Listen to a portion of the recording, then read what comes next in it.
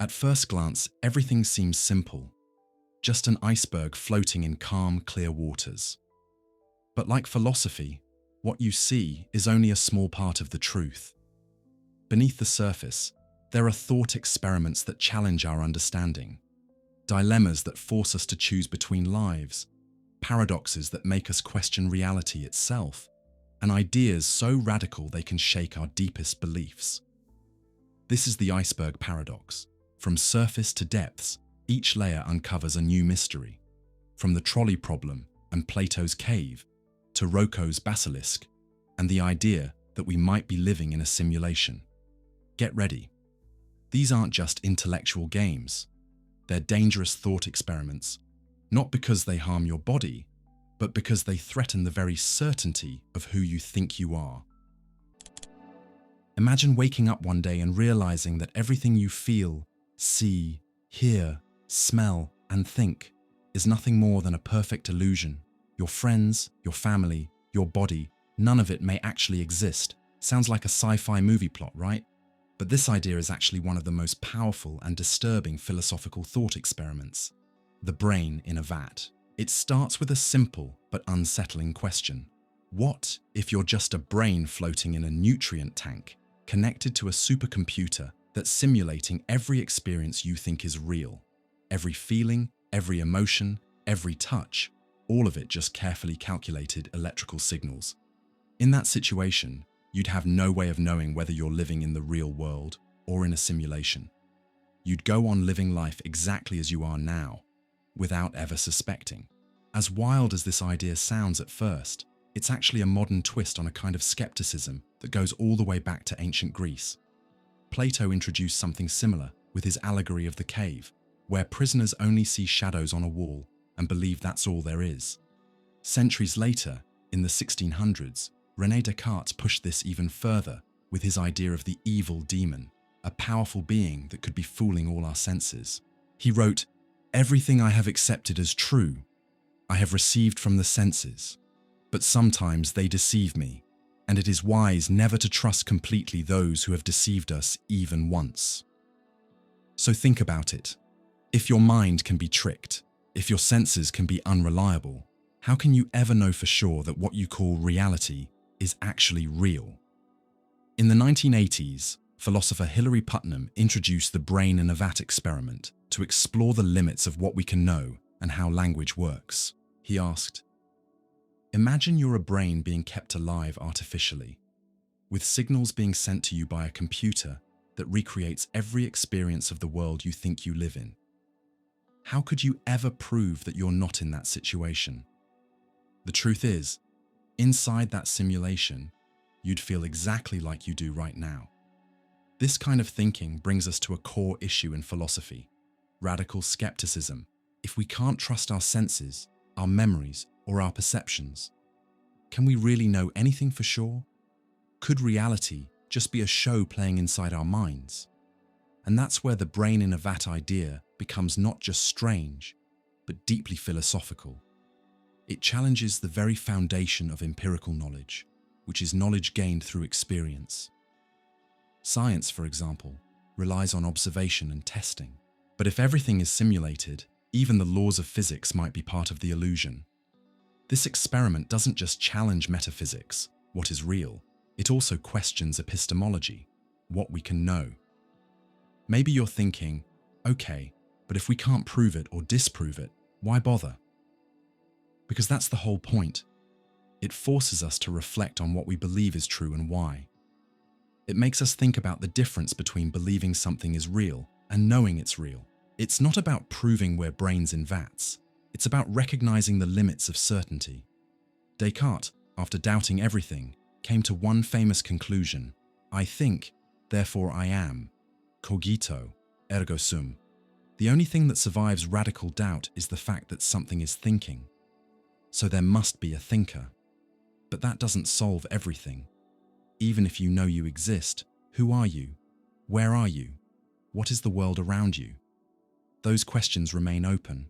That brings us to a modern criticism of the brain in a vat idea. Some philosophers argue that the concept contradicts itself. Even Putnam later said that if you really were a brain in a vat, you wouldn't have the language to say it. Words like vat, brain, or computer only make sense in a real-world context. If everything is simulated, then the very language you're using to describe it falls apart. Still, despite that argument, the philosophical impact of the experiment holds strong. It pushes us to ask big, unsettling questions. Do you believe in what you see because it's real, or is it real because you believe in it? What is the foundation of your knowledge about the world? And what if everything you love, fear, or desire is just a construction of artificial signals? This isn't meant to cause panic. It's meant to open your mind. Philosophy isn't here to take the ground out from under you. It's here to help you see exactly what kind of ground you're standing on. Questioning reality isn't about denying life. It's about honoring how deep it really is. When you think about the possibility of being a brain in a vat, you're actually becoming more human, aware of how fragile your certainties are, but also how beautiful your search for meaning can be. Have you ever wondered if other people feel the world the same way you do? When someone says they're in pain, are they truly feeling it, or just reacting in a way they've learned? Now imagine a being that acts exactly like a human. It walks, talks, smiles, screams when burned, laughs at jokes. But inside, nothing. No real feelings, no actual pain, no pleasure, no fear, no taste, just reactions, just behavior. That's the philosophical zombie. This thought experiment was introduced by Australian philosopher David Chalmers as a challenge to the idea that consciousness can be fully explained by physical processes. In other words, even if a system works exactly like a human brain, that doesn't guarantee it has inner experience, what we call qualia. But what are qualia exactly? They're the inner qualities of experience, the red you see, the taste of coffee, the chills from a piece of music. It's not just about reacting to things, it's about how those things feel to you. These are the parts of experience that seem to escape purely scientific explanation. Chalmers suggests a zombie could exist that's physically identical to us, with the same brain and systems, but without any inner awareness. That leads to a deep question. Is consciousness just the brain working, or is it something more? The key challenge here is that nothing about someone's outward behavior tells us what's happening inside. And that shakes one of the main beliefs in neuroscience and materialist philosophy, that everything in the mind can be explained by observable physical processes.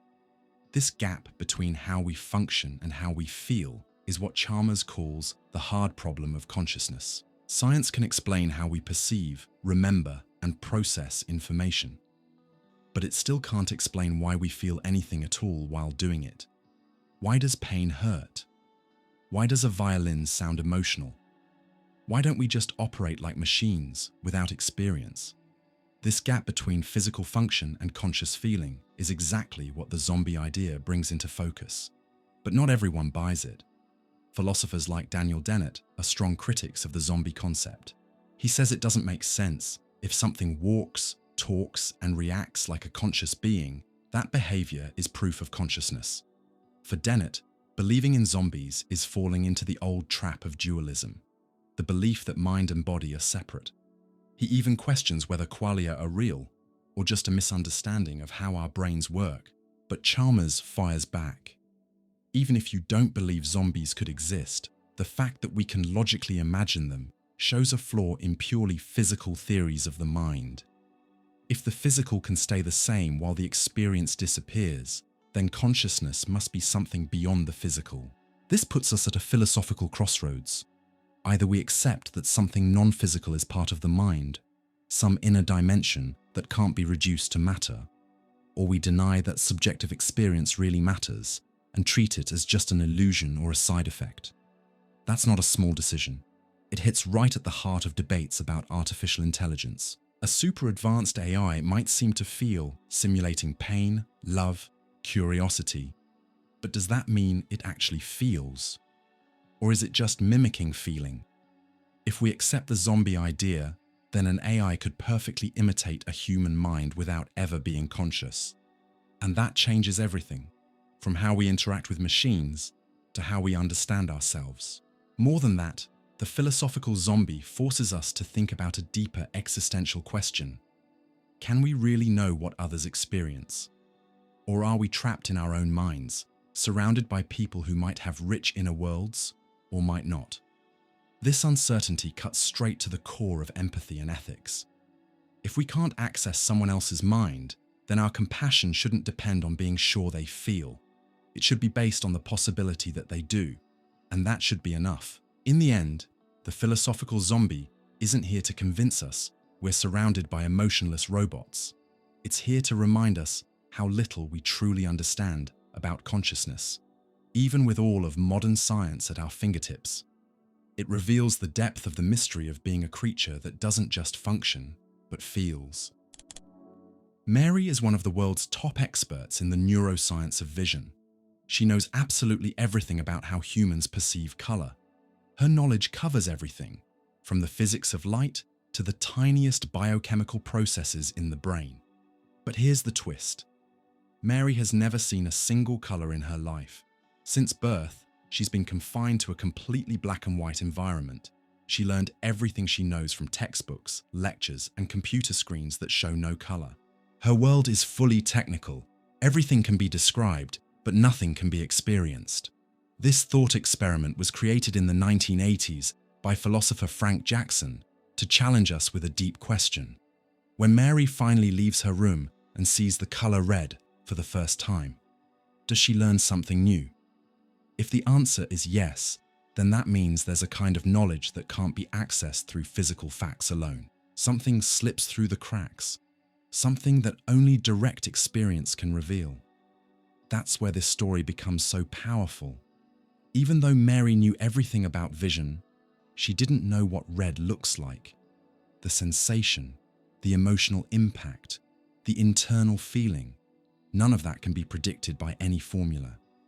She had all the knowledge about how it works, but none of what it feels like. That missing piece is what philosophers call qualia, the subjective qualities of consciousness, the what it's like to see a color, to hear a song, to feel an emotion. Jackson used Mary's case to argue that qualia can't be reduced to physical facts. And if that's true, then physicalism, the idea that everything can be explained by matter, is incomplete. It's a bold claim that shakes the foundation of modern science. Because if Mary truly learns something when she sees color, then there's a kind of truth that can't be measured, calculated, or captured by any scientific tool. She crosses the line between knowing about something and actually experiencing it. Think about similar moments in life. Someone might understand all the science behind music, sound waves, frequencies, harmony, but still not know what it's like to be moved by a melody until they actually hear it. You can read about grief, study its psychological effects, but you don't really understand it until you live through a loss. Jackson believed Mary's case proves something essential. There are facts about the world that can only be known from within, through personal, first-person experience. And if that's true, then consciousness isn't something we can explain just by pointing to brain structures or physical processes. This became known as the knowledge argument, and it remains one of the most famous challenges to materialist views of the mind. Of course, not everyone agreed. Philosopher Daniel Dennett, for example, argued that Mary doesn't learn a new fact. She simply gains a new skill, recognizing red. Others claimed the experiment doesn't prove there are extra facts, just different kinds of knowledge, like propositional, experiential, or practical. Still, for most people, it feels obvious that Mary does gain something real. It's not just about identifying red, it's about seeing it. It's about feeling what it's like to see it, something no book could ever teach. This thought experiment pushes us to rethink what it really means to know something. Science usually focuses on objective, shareable knowledge, but Mary reminds us there's another kind: personal, indescribable, lived experience. It's not something you learn, it's something you live. And that leads us to a bigger question. Will science ever be able to fully explain consciousness? Or will subjective experience always remain a part of reality that can only be accessed from the inside? Interestingly, Frank Jackson later changed his mind and leaned toward a more advanced version of physicalism. But his thought experiment still stands as one of the most powerful tools to show how hard it is to pin consciousness down. Because understanding the mind might require more than just data. It might require presence. In the end, Mary in the black and white room isn't just about color. It's a reminder that some truths in life can't be described or taught. They have to be felt. It shows us that knowing about the world is not the same as living in it. And maybe some truths only exist for those who are willing to feel, not just think. What if you could live the perfect life? Waking up every day surrounded by the people you love, achieving your biggest dreams, no pain, no failure, no regrets, everything exactly the way you want it, the success you've always chased, the love you long for, the victories that never happened, now within reach. But there's a catch. None of it would be real. You'd be hooked up to a machine, your body asleep, your brain artificially stimulated to generate all those experiences. You wouldn't know it. To you, everything would feel completely real. Would you plug into that machine? That's the question posed by American philosopher Robert Nozick in his book Anarchy, State, and Utopia, 1974. This thought experiment, known as the experience machine, challenges a core idea of hedonism, that pleasure, the quality of your experiences, is all that really matters. But is that really true? Nozick pushes us to confront something deeper, the importance of truth and authenticity in our lives. Because in offering the machine, he gives us everything we crave: pleasure, fulfillment, joy.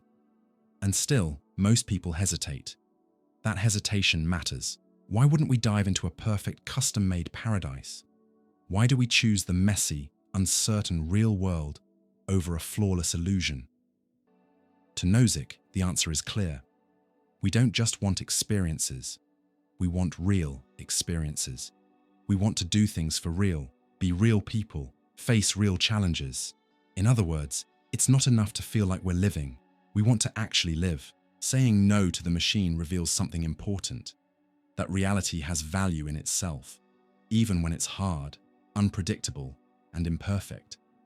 And that shakes the foundation of any worldview that tries to reduce the meaning of life to just pleasure or feelings. Even a fake paradise isn't enough if it's not real. This idea connects to other classic philosophical questions. Plato, in his famous allegory of the cave, talked about people mistaking shadows for reality. Nozick flips it, asking, what if we preferred the shadows, even knowing they're not real? It also echoes ideas from existentialist thinkers like Jean-Paul Sartre and Simone de Beauvoir, who emphasize the need for authentic existence, where real choices shape who we are, and where freedom matters because it's exercised in the real world. Plugging into the machine means giving that up. You'd live without agency, without authorship, without real consequences. Things would happen to you, but you wouldn't truly do anything. You wouldn't be an artist, a lover, a fighter, a creator, just someone dreaming they are. And for many of us, that's not enough. Nozick offers 3 main reasons why we shouldn't enter the machine. We want to do certain things, not just feel like we've done them. It's not enough to feel brave. We want to be brave. We don't just want to feel fair. We want to act with fairness. What we do matters, not just how it feels. We want to be a certain kind of person. Being hooked up to a machine would make us passive, dependent, cut off from reality. You don't build character in a bubble of simulated pleasure. Being in the machine cuts us off from real life. You'd be disconnected from everything in the real world. Like a plant kept alive but never truly growing, you'd have no roots, no connection, no real experience. These 3 points challenge any philosophy that says life is just about chasing pleasure. Nozick isn't saying feelings don't matter. He's saying they're not enough to make life meaningful. But this experiment becomes even more interesting when we look at the world today. We're surrounded by machines that offer personalized experiences, instant pleasure, constant distractions. Social media, virtual reality, AI, all designed to simulate the life we want, sometimes more appealing than the real thing. How many hours do we spend in digital worlds, scrolling through feeds that show us only what we want to see, living inside carefully designed bubbles of comfort. Are we already living inside a primitive version of the experience machine? Are our choices revealing a growing temptation to trade the real, with all its pain, failure, and mess, for a more comfortable simulation? Nozik's question becomes more urgent than ever. Would you rather have the truth with all its difficulty, or a perfect illusion, as long as it feels good? And like most questions in philosophy, your answer says more about you than it does about the machine. Imagine this scenario. Every citizen in China, over 1 billion people, is organized in such a way that together, they perfectly simulate the function of a human brain. Each person represents a neuron and communicates with others using radios or phones, following precise rules to imitate real synaptic activity. There's also a satellite transmitting and receiving signals to keep everything in sync, forming a working system equivalent to what's happening in your mind as you read this. Here's the core question. If this system perfectly copied how a human brain functions, would there be consciousness? Would there be thoughts, pain, desires, subjective experiences? Or would it just be an empty system running on the outside with no inner experience at all? This is the thought experiment known as the Chinese brain, proposed by American philosopher Ned Block. He created it as a direct critique of functionalism, one of the major theories in philosophy of mind. But before we dive into his critique, let's break down what functionalism actually says. Functionalism argues that what matters for a mind isn't the physical material, like biological neurons, but the function each part serves within a system. Just like a calculator can be built from gears or silicon, a mind could also take different forms.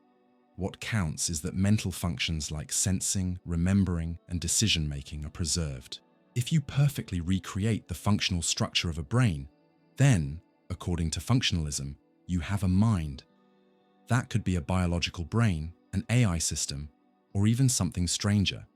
And that's where Block steps in with a twist. What if that functional structure was made up of people? The idea of 1 billion Chinese citizens arranged to act like a brain sounds absurd, and that's exactly his point. Block wants to show that even if the system functions like a brain, that doesn't mean it has consciousness. It might produce the same behaviors, responses, and even language. But the actual experience, the what it's like to be that system, might be totally missing. Think about it. One person sends a signal to their neighbor, who sends it to the next, and so on. On a large scale, this simulates someone's brain who, for example, feels thirsty. The functions are all there. But, Block asks, is anyone actually feeling thirsty? Does consciousness arise from this system of human communication? If the answer is no, then functionalism is flawed, because it fails to account for the qualitative aspect of experience, consciousness from the inside. This brings us to the same issue raised by other philosophers, the gap between function and phenomenology. It's not enough to act conscious. What we want to know is there someone in there? The Chinese brain stretches this debate to the extreme. It forces us to imagine a system where all behaviors are present, but consciousness may still be absent. This is similar to Chalmers' idea of the philosophical zombie, but here the focus isn't on materialism in general. It's a direct challenge to functionalism, the idea that consciousness is just the result of what a system does, not what it's made of. Block himself makes a distinction between two kinds of mental states. Access states, like recalling a fact or answering a question. Phenomenal states, like feeling pain, joy, or the warmth of the sun. He argues that the first type, functions, can be simulated without the second, feelings. And that's exactly what the Chinese brain shows. A system that runs like a brain, but with no inner life. For fans of functionalism, this experiment is tough to swallow, but not impossible to counter. Some argue that our instinct to say the China brain isn't conscious may be shaped by bias, our physical and cultural assumptions. Maybe, they say, we just can't accept that something so unfamiliar could actually be conscious. Others reply more directly. If the system truly mirrors a human brain's function, then logically, consciousness should follow. Maybe in this case, the entire country of China would become a conscious being, a distributed mind with an identity that doesn't belong to any one person, but to the system as a whole. But that answer opens up more disturbing questions. If China can be conscious, where do we draw the line for what counts as a mind? Can we build minds out of any structure that's functionally complex enough? And what if our own brains are just highly organized groups of unconscious parts that somehow create a unified consciousness? The Chinese brain forces us to face a deep paradox. Consciousness feels inseparable from a first-person point of view, yet every scientific theory tries to describe the mind from the outside. It's like trying to describe the taste of chocolate using only chemical formulas. The formulas might be true, but they don't capture the feeling of tasting it. This gap between function and subjective experience is one of the biggest puzzles in modern philosophy of mind.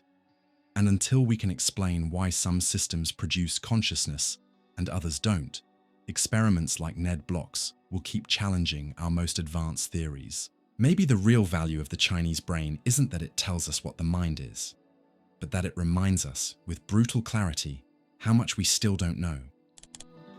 Close your eyes for a moment and try to imagine this. You've just come into existence, fully formed, but without any contact with the outside world. You have no body, no senses, no memories. You don't know what light is, or sound, or shape. You don't feel cold or heat. You're not touching anything, and nothing is touching you. You can't hear your own breath or feel your heart beating. There is absolutely nothing connecting you to the world, and yet, you know you exist. This is the thought experiment known as the floating man, created in the 11th century by the Persian philosopher and physician Avicenna, Ibn Sina, one of the most influential figures in Islamic and medieval philosophy. Through this reflection, Avicenna wasn't just playing with a hypothetical idea. He was making one of the boldest claims in the history of philosophy of mind, that consciousness is self-evident and doesn't rely on the body to exist. In Avicenna's view, this floating man is instantly created by God, with full reasoning and understanding, but completely cut off from any sensory experience. He's floating in the air, in total isolation. His limbs don't touch, his eyes don't see, his ears don't hear, his skin doesn't feel, nothing tells him he has a body. And still, he is certain that he is. So what was Avicenna trying to prove? That self-awareness, the experience of being, is independent from the physical body. In other words, the self doesn't need flesh, touch, sight, or even memory to know it exists. The simple presence of consciousness is enough for a person to recognize their own existence. It's an incredibly advanced argument, and in many ways, it anticipates René Descartes' famous line, "I think, therefore I am," by nearly 600 years. The difference is that while Descartes starts with doubt and arrives at the thinking self, Avicenna begins with total sensory isolation and argues that self-awareness naturally arises, without needing any external reference. This idea invites us to ask, what exactly is the self? Is our identity tied to the body, to memories, to language?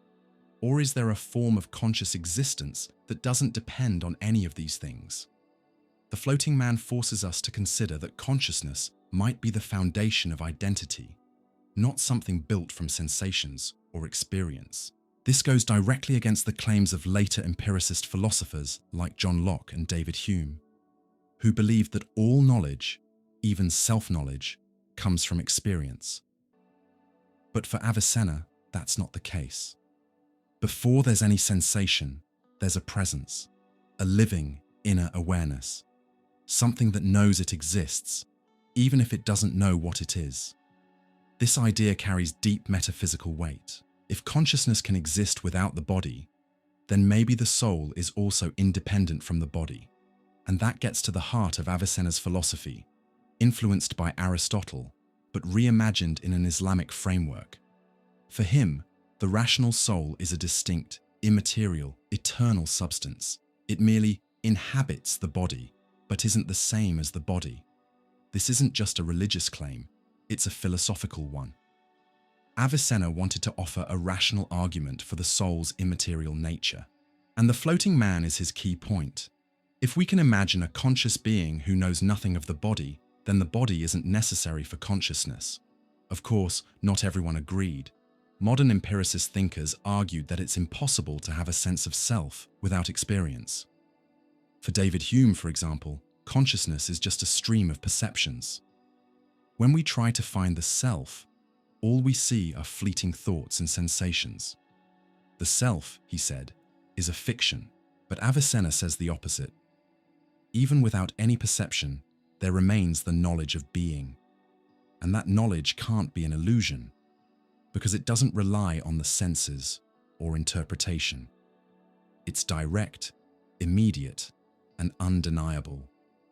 Though ancient, this argument shows up again in modern discussions of pure consciousness, in phenomenological traditions like Husserl or Sartre, or in Eastern philosophy, where inner awareness is seen as the core of existence. The floating man even anticipates current debates about artificial intelligence and consciousness.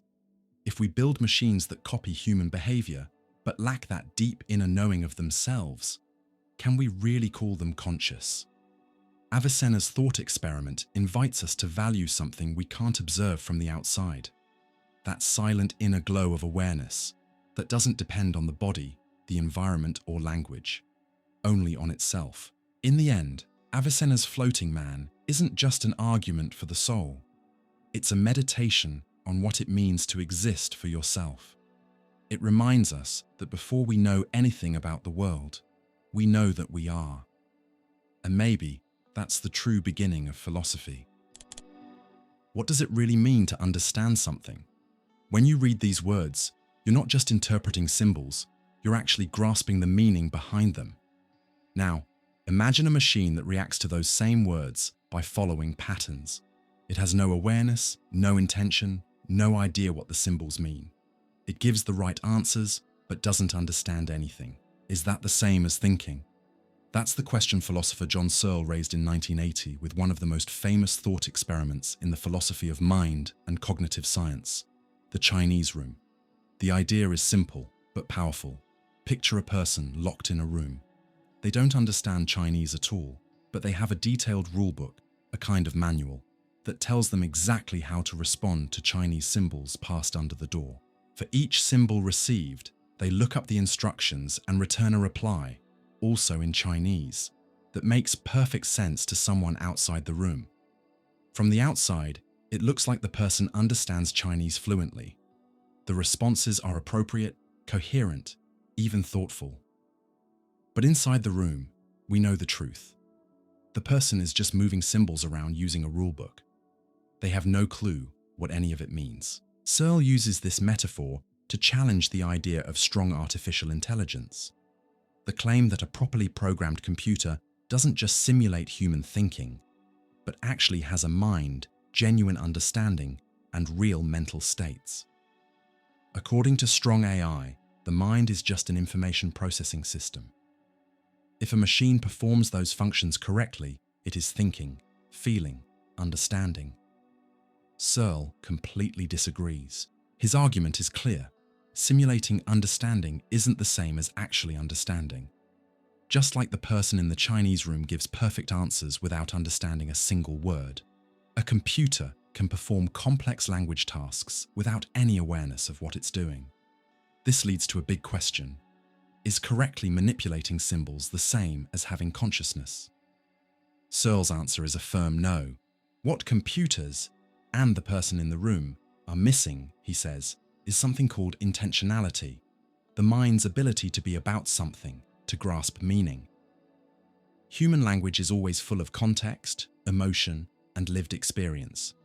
Computers, no matter how advanced, operate on syntax, not semantics.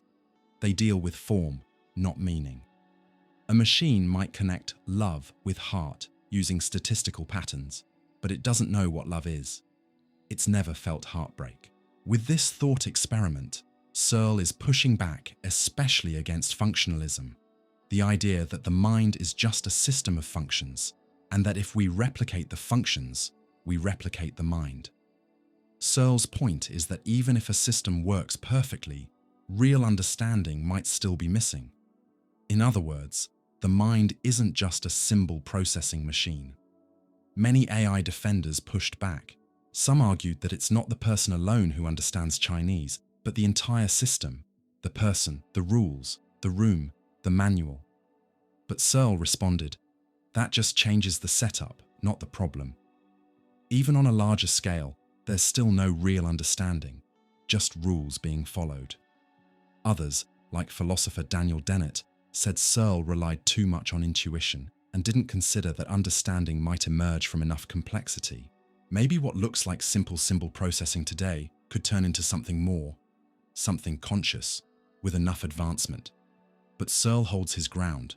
No amount of pure symbol manipulation leads to consciousness. Subjective experience doesn't come from formulas. This debate is incredibly relevant today. We're surrounded by increasingly sophisticated systems, chatbots, virtual assistants, auto-translators, that often give responses just as good as, or better than, a human's. But the question remains, do these machines actually understand, or are they just mimicking it? And deeper still, what stops us from calling them conscious? Is it arrogance, fear, or do we just feel there's something about the human mind that goes beyond function? The Chinese room forces us to think hard, not just about what we can program, but what it really means to be conscious. Yes, we can build machines that play chess better than any person, that write poetry, that chat fluently, but that doesn't mean they know what they're doing. There's a difference between acting like you understand and actually understanding. And that difference might be subtle or impossible to cross. Searle isn't just making a technical point, he's raising a philosophical warning. If we confuse performance with real understanding, we might start redefining what it means to be human based only on appearances. And in doing that, we risk treating conscious beings like machines, and machines like they're conscious. A runaway trolley is heading down a track. Further ahead, 5 people are tied to the rails and can't escape. If nothing is done, they'll be hit and killed. But you're standing next to a lever. If you pull it, the trolley will switch to another track, where there's one person also tied down. You have just seconds to decide. Do you pull the lever and kill one person to save 5? Or do nothing and let 5 people die? This is the trolley problem, one of the most iconic thought experiments in modern moral philosophy. Originally introduced by philosopher Philippa Foot in the 1960s and later expanded by Judith Jarvis Thomson, it's not just a logic puzzle. It forces us to confront deep moral questions. Is it right to kill one person to save 5? Should we judge actions based on their outcomes or based on moral principles? Is there even a correct answer? Let's break down the different philosophical perspectives on this. From a utilitarian point of view, the right thing to do is whatever creates the greatest overall good. Philosopher Jeremy Bentham, a founder of utilitarianism, believed that morality should aim for the greatest happiness for the greatest number. Using that logic, the answer seems obvious: pull the lever. Losing one life to save 5 reduces overall suffering and maximizes the number of lives saved. But not everyone agrees with this. Deontologists, like Immanuel Kant, argue that moral principles matter more than consequences. For Kant, some actions are wrong no matter what the outcome is. Killing someone, even for a good reason, violates a moral duty to treat people as ends in themselves, not as tools to achieve a goal. In this view, pulling the lever would be using one innocent life to save others, and that's morally wrong. Letting the trolley run its course, while tragic, doesn't involve a direct action from you, so you wouldn't be morally responsible for those deaths. And that's where the dilemma becomes so painful, because both options feel wrong. And either choice carries guilt, responsibility, and moral weight. Now let's make the situation even harder. Imagine you're standing on a bridge above the track. The same runaway trolley is coming. Next to you is a very large man. You realize that if you push him off the bridge, his body would stop the trolley and save the 5 people. Would you push him? Even though the result is the same, save 5, sacrifice 1, most people refuse to push. Why? Here's where the difference between indirect and direct action comes into play. Pulling a lever feels indirect, but pushing someone to their death is a physical and intentional act. It just feels morally different. That small difference changes our entire moral instinct. Judith Jarvis Thomson explored these variations to show how our responses often depend on emotional and contextual details, not just logical principles. She revealed that human morality is messy, often inconsistent, and deeply tied to empathy, emotion, and responsibility. The trolley problem also inspired many studies in moral psychology and neuroscience. Research shows that when people face these kinds of choices, different parts of the brain activate depending on the type of decision. More abstract, logical decisions light up the prefrontal cortex, while direct, physical actions trigger the limbic system, the part tied to emotion. In other words, our moral thinking is both rational and emotional. That's why some choices make perfect sense in theory, but feel horrible in practice. The real power of the trolley problem isn't in providing answers. It forces us to reflect on our beliefs about right and wrong. It makes us ask, are our moral principles absolute, or do they depend on the situation? Do the ends justify the means? Is it better to actively cause a smaller harm, or passively allow a greater one? Is morality about rational thinking, or is it about empathy? In a world where hard choices are made every day, in medicine, politics, technology, these questions are far from theoretical. They're real. Think of self-driving cars that may need to decide who to protect in a crash, or healthcare systems that have to choose who gets limited treatment. The logic of the trolley problem is already shaping real-world decisions. It's just hidden behind technical terms. In the end, the trolley problem isn't really about trains or levers. It's about the constant tension between logic and compassion, between what we can do and what we should do. It offers no comfort, no clear solution. But it does leave you with one haunting question. What's the cost of doing the right thing, and who ends up paying for it? You're alone in a room when someone presents you with a strange offer. An eccentric billionaire offers you $1 million with just one condition. You must genuinely form the intention today to drink a toxin tomorrow at noon. The toxin won't kill you, but it will make you sick for a day. The weird part, you don't actually have to drink the toxin. As long as you truly form the intention to drink it today, the money will already be yours by tomorrow morning. That's it. Would you accept the offer? More importantly, can you honestly form that intention? That's the heart of Kafka's toxin puzzle, a thought experiment proposed by philosopher Gregory Kafka in 1983. It's one of the most fascinating problems in philosophy of mind, rationality, and human action. It challenges what it really means to form a sincere intention. It asks, can you intend to do something today if you already know you won't actually do it tomorrow? Can belief, desire, and action really be separated? At first glance, the proposal seems simple. Form an intention today, even though you won't be forced to follow through with it tomorrow.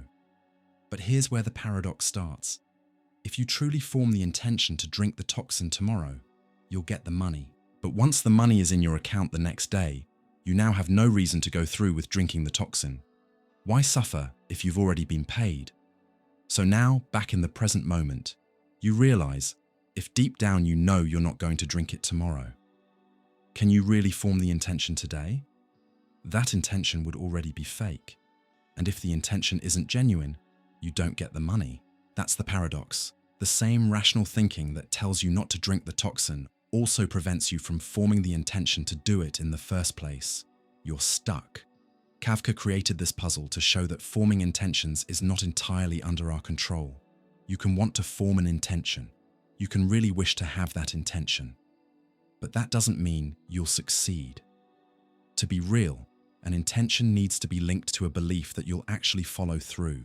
If you already know you won't act on it, then the intention can't truly form, no matter how much you try to force it. The toxin puzzle challenges the idea that we have full autonomy over our own intentions. It shows a gap between theoretical rationality, what seems logical in thought, and practical rationality, what we actually do with that logic. You might logically understand that you should form the intention. After all, it's $1 million. But knowing that doesn't make the intention any more real. This isn't a problem of morality or character. It's a problem of how the mind works. Your rational brain can't hold on to an intention that it knows is inconsistent with what will happen. It breaks itself. Even if you try to convince yourself, repeat mantras, visualize it, build up motivation, the knowledge that you won't need to drink the toxin tomorrow undermines your ability to truly intend it today. This puzzle also raises deeper moral and psychological questions.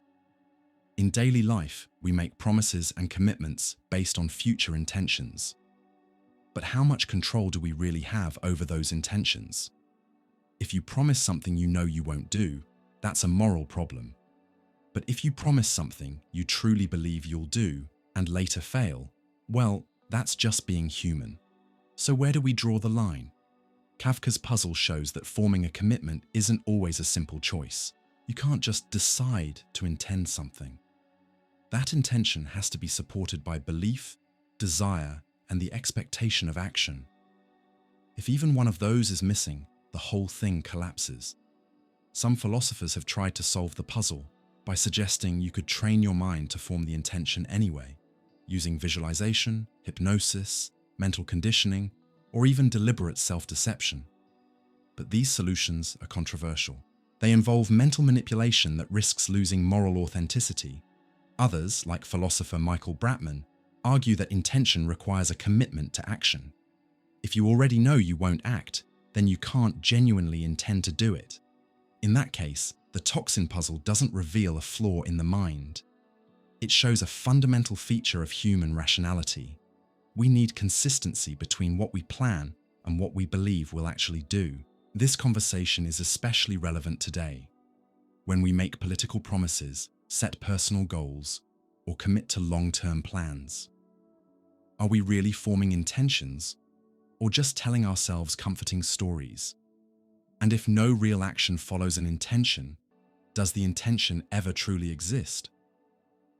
Kafka's toxin puzzle doesn't give us a neat answer, and that's what makes it powerful. It reminds us that the human mind is more complex than any cold logical formula. That consciousness, belief, intention, and behavior are intertwined in messy, unpredictable ways. And sometimes, not even $1 million is enough to convince us that we'll do something, when deep down, we know we won't. You're standing in front of two boxes. Box A is transparent and clearly holds $1,000. Box B is opaque. You can't see inside. It either contains $1,000 or nothing at all. You have two choices. Take only box B, or take both boxes, A and B. Now here's the twist. A super-intelligent being, almost all-knowing, has already predicted your decision with extremely high accuracy. If it predicted that you'd take only box B, then it placed $1,000 inside. But if it predicted that you'd take both boxes, it left box B empty. That prediction has already been made. The boxes are sealed. The money, or lack of it, is already inside box B. So now it's up to you. Do you take just box B, or do you take both? This is the famous Newcomb's paradox, originally created by William Newcomb and popularized by philosopher Robert Nozick. It raises a deep conflict between two core ideas of rational thinking. Causal reasoning, what your actions cause. Evidential reasoning, what your actions indicate. The causal logic seems simple. The amount of money in the boxes is already set. Nothing you do now can change what's inside box B. So taking both boxes will always give you more money. If box B has the million, great. You also get the $1,000 from box A. If it's empty, you still walk away with $1,000. So why risk leaving with nothing? That's the causal rationalist's point of view. Focus on what your action can cause, not what it might signal. But the evidentialist replies, if the predictor is nearly always right, then just choosing box B is strong evidence that the million is inside. So by picking only box B, you're trusting the predictor's accuracy and betting that your choice lines up with the $1 million outcome. Even though your action doesn't cause the money to appear, it's evidence of what's already there. And if the predictor is that reliable, then your best move is to trust it and take just box B. Both arguments seem totally rational. That's the heart of the paradox. Behind the practical choice lies a much deeper philosophical question. If our future actions can be predicted so precisely, are we truly free? Newcomb's paradox hits at the core of the free will versus determinism debate. If someone, or something, can predict your decisions that accurately, then maybe your choices are already determined, even if they feel free.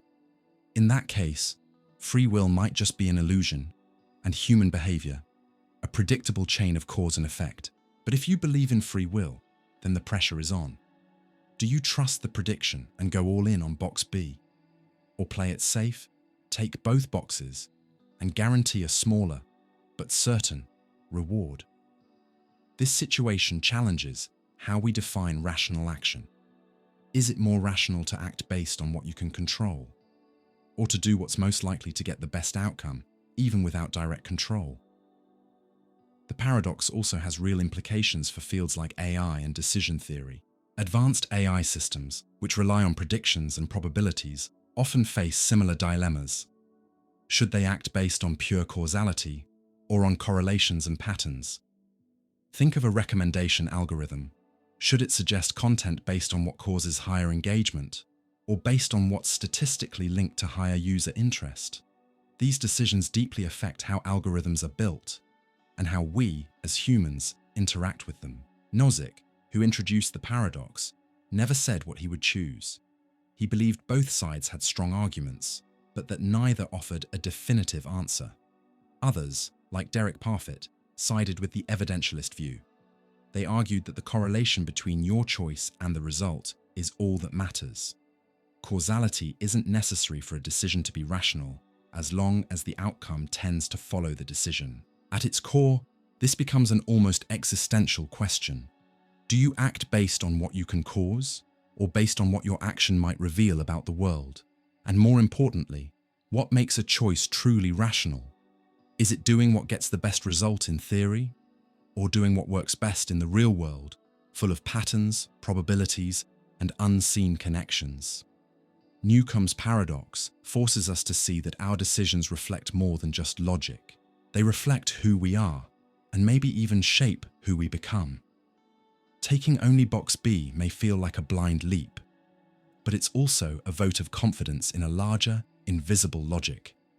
Taking both boxes feels safer, like staying in control, but might mean missing out on something greater.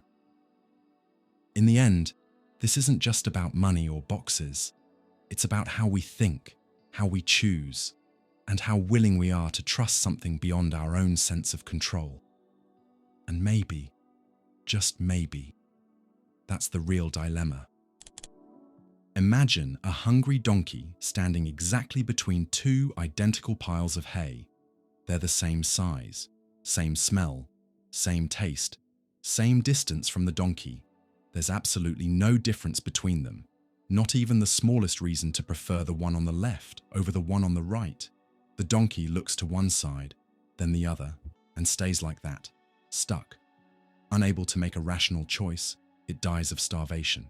This is the classic thought experiment known as Buridan's donkey, often attributed to the French philosopher Jean Buridan, though the idea goes back even earlier, all the way to Aristotle. But it's more than just a strange little story. This paradox raises deep questions about free will, rationality, decision-making, and human will. At first, it sounds absurd. How can a rational creature die just because it couldn't choose between two equal options? But that's exactly what makes this such a powerful idea. The paradox is built on a simple idea. Rational decisions require reasons. In other words, to act rationally, a person or animal needs to have some reason, a preference, a difference, a perceived advantage, to pick one thing over another. But if no such reason exists, rationality seems to freeze. How do you choose when both options are perfectly equal? Buridan's donkey shows this dilemma. It's too rational to make an arbitrary choice, but irrational because it can't act without a reason. And so, it dies.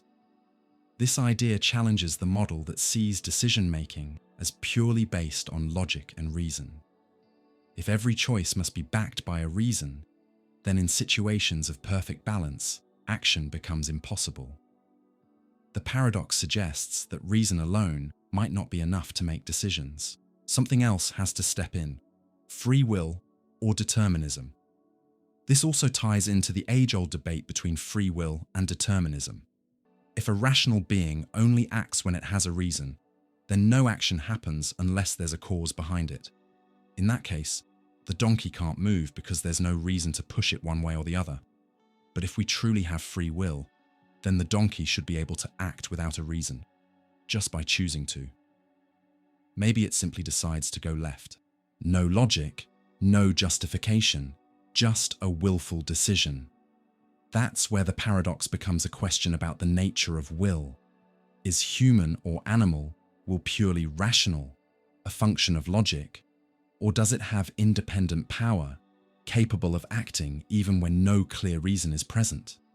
One possible solution to the paradox is to accept that, in perfectly balanced situations, a person or donkey can, and maybe should, act arbitrarily. Make a random choice, flip a coin, go with a gut feeling, not because it's irrational, but because it's a valid way to express freedom. In real life, we do this all the time, choosing between two shirts that look exactly the same, deciding which side of the couch to sit on. Often, we just pick something without overthinking it, and it works just fine. The human mind seems to have built-in ways to avoid being completely frozen by indecision. Whether it's instinct, habit, impulse, or just a random push from within, we're able to act even without strong reasons. And maybe that's a kind of practical wisdom, because as the donkey shows, standing still too long can be deadly. Buridan's donkey is used in many areas of philosophy, logic, decision theory, and psychology. It shows how fragile our models can be when they treat the mind like a purely rational machine, one that only acts when the reasons are crystal clear and measurable. But in the real world, most of our important choices aren't that clean. Sometimes we're choosing between two great job offers, two equally promising paths, or whether to stay or leave a relationship that's stable but unfulfilling. These choices demand more than logic. They call for will, intuition, courage, faith, or even the acceptance that sometimes any choice is better than no choice at all. Philosophers like Arthur Schopenhauer and Nietzsche placed will at the center of human life. For Schopenhauer, will is blind and irrational, but essential. It's the force that drives us, even when reason hesitates. Nietzsche, on the other hand, celebrated the will to power, the ability to assert ourselves, to act even in the face of uncertainty or the absence of clear reasons. In the case of Buridan's donkey, these philosophers would likely say, acting without a reason isn't weakness, it's strength. It's the mark of a free will, one that doesn't need permission to exist or to move forward. The point of Buridan's donkey isn't really about donkeys, it's about us. It's about how hard it can be to choose, how we fear making the wrong move, how we look for the perfect reason before taking action. But life rarely gives us perfect clarity, and maybe that's when our freedom becomes most real. Choosing without certainty might be the most human thing we can do. In the end, Buridan's donkey teaches us that waiting for the perfect reason might just be a subtle form of self-sabotage. Action can't always wait for the ideal logic, because sometimes doing something is more important than being right. What if everything you believe you've lived, your childhood, school years, friendships, love stories, losses, and achievements, never actually happened? What if the entire world, just as it is now, was created last Thursday? Your memories, photo albums, historical documents, scientific records, even the dust on your furniture and the tiredness in your body, all made to look exactly as if they had always been there. Sounds ridiculous, right? That's the idea behind last Thursdayism, a radical, philosophical thought experiment that pushes the limits of skepticism and questions our entire understanding of reliable evidence. Did the world start last Thursday? Last Thursday, ism is a mental exercise that suggests the whole universe may have been created very recently, like last Thursday, but designed to appear old. Everything you remember, learned, or experienced, it never actually happened. It was all created as part of a complete and convincing setup, including your memories and the records that support them. It's an extreme form of philosophical skepticism, building on ideas from thinkers like René Descartes and his evil demon scenario, or David Hume's doubt about causality and induction.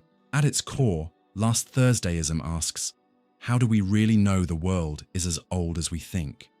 How can we be sure our memories weren't implanted? Can we trust our senses, our memories, our science? It's easy to dismiss this idea as nonsense, and maybe it is, but it hits on something deeper, the difference between what's real and what appears real. If everything looks and feels exactly like it should, even with consistent records and memories, then what separates real reality from a perfectly built illusion? This is similar to the brain in a vat thought experiment, where your whole world experience could be a simulation, or to simulation theory, which suggests we might be living in a computer-generated universe. But last Thursdayism isn't about technology. It's metaphysical.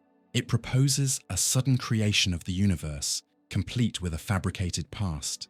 And what makes it so powerful is this: you can't actually disprove it. Any proof you offer, an old photo, a scientific study, a fossil, a memory, could have been created last Thursday along with the rest of the world. So what counts as proof? Last Thursdayism exposes one of the deepest problems in philosophy. What truly counts as reliable evidence? Our confidence in the past, and in science, history, and memory, depends on a few assumptions.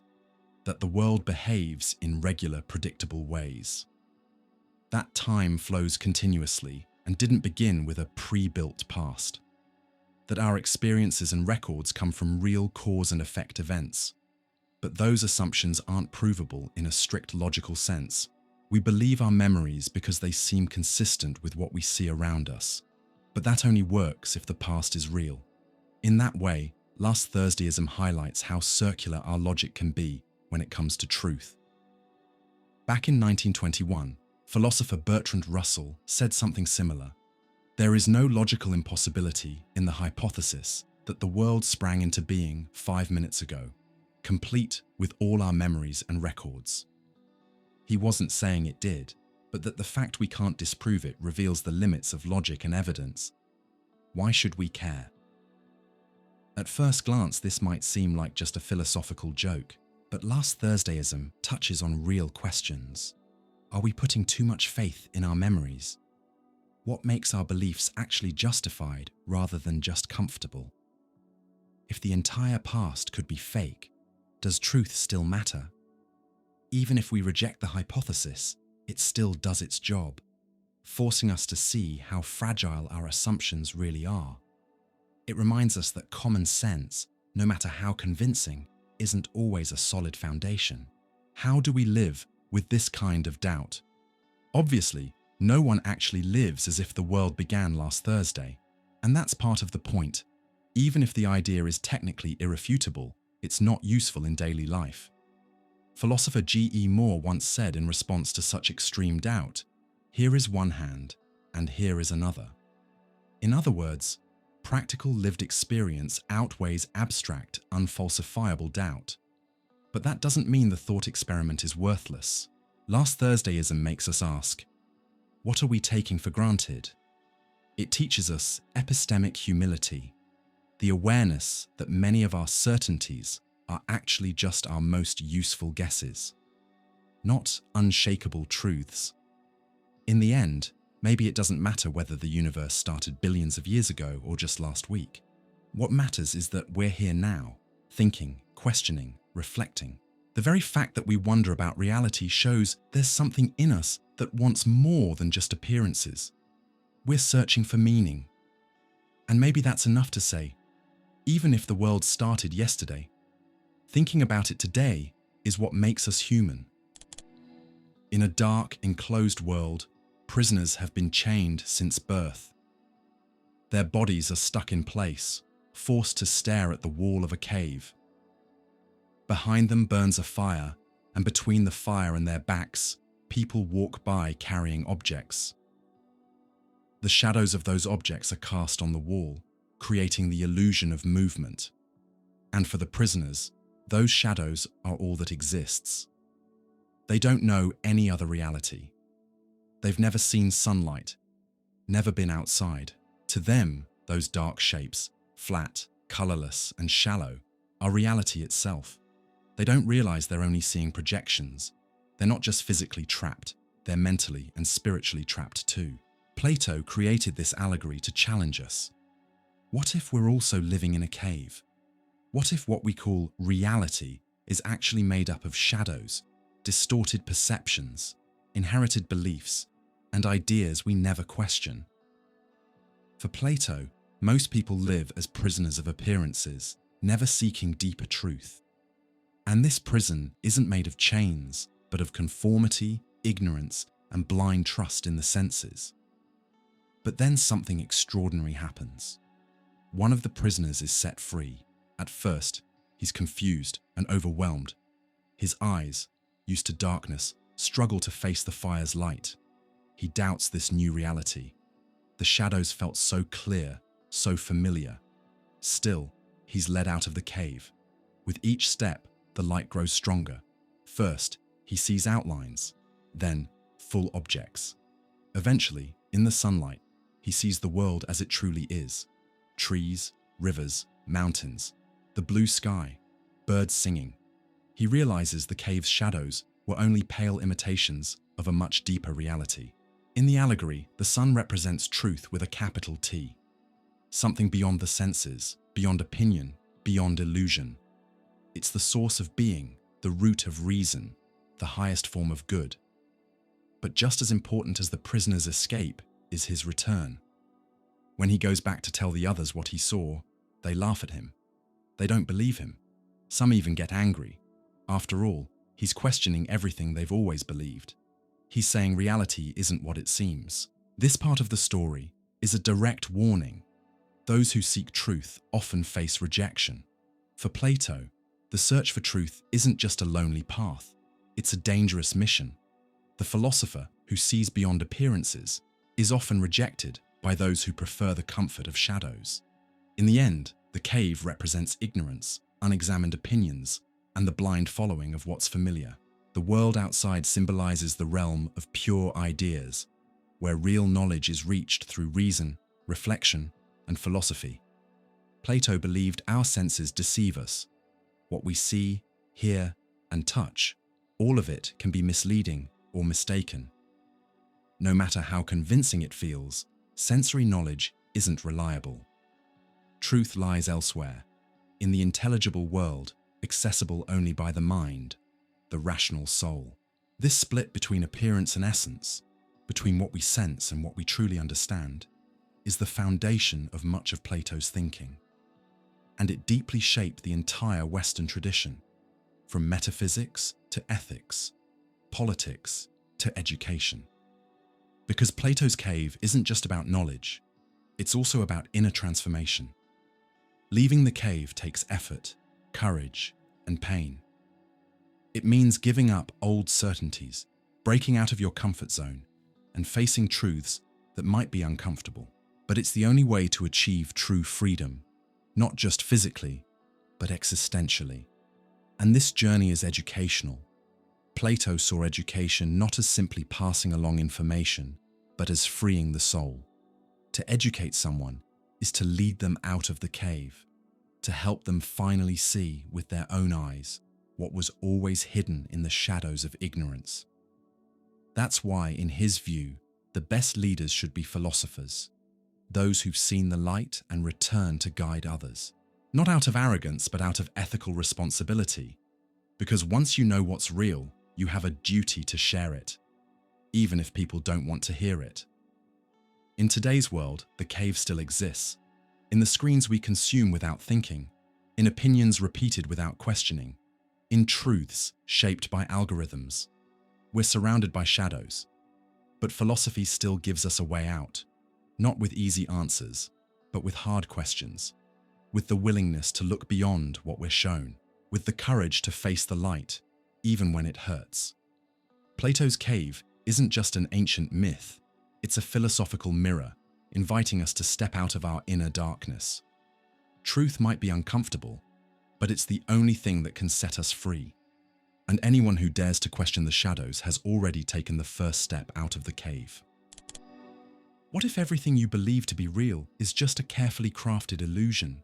What if every sound, every shape, every physical sensation, even your own memories, are being manipulated by some higher intelligence? This isn't a nightmare or a sci-fi story. It's one of the most radical thought experiments in the history of Western philosophy, the evil genius, created by René Descartes in the 17th century.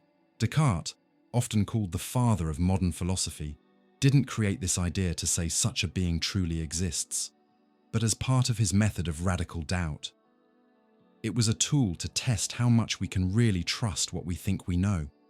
His question was simple but devastating.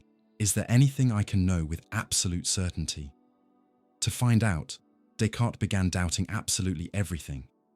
He realized that many of his beliefs, the things he learned through life, could be wrong. They were based on his senses, on shaky reasoning, or on traditions that might not be reliable. And if his senses had fooled him even once before, why trust them now? That's when he pushed the idea to the extreme. Imagine there's an all-powerful, super-intelligent being whose only goal is to deceive me. This being could control all my senses, making me see, hear, think, and feel things that don't actually exist. It could even make me believe that 2 + 2 = 4, when that might not really be true. It would just seem true to me. This hypothetical being became known as the evil genius, genius malignus. In Descartes' philosophy, its role was clear: to push doubt to its absolute limit. Descartes didn't actually believe such a being existed. He used the idea to break down all of his beliefs until he found one that couldn't be doubted at all. By questioning the senses, logic, and even math, Descartes seemed to tear down everything we think we know. But in the ruins of that destruction, he found something solid. Even if the evil genius is tricking me in every possible way, I must exist because I'm being tricked. Even if I doubt everything, I can't doubt that I'm doubting. And that's where the most famous phrase in Western philosophy comes in. I think, therefore I am. Cogito, ergo sum. This is the one truth that survives absolute doubt.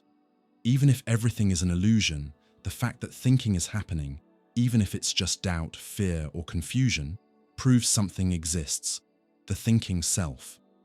So in the end, the evil genius isn't just a villain. He's what allows us to discover the deepest truth, the existence of a conscious subject, not a body, not even a fully developed mind, just pure thinking. What makes this experiment so powerful is how it forces us to question the foundations of knowledge. If we can be tricked about everything, we have to ask, how do we know the world we see is real? How do we know other people exist? That the past really happened? That time is actually passing? In many ways, Descartes' evil genius was ahead of its time. It anticipated modern ideas like the brain in a vat, Bostrom's simulation theory, or today's hyper-realistic virtual realities. With every new technology that challenges our senses, Descartes' warning hits harder.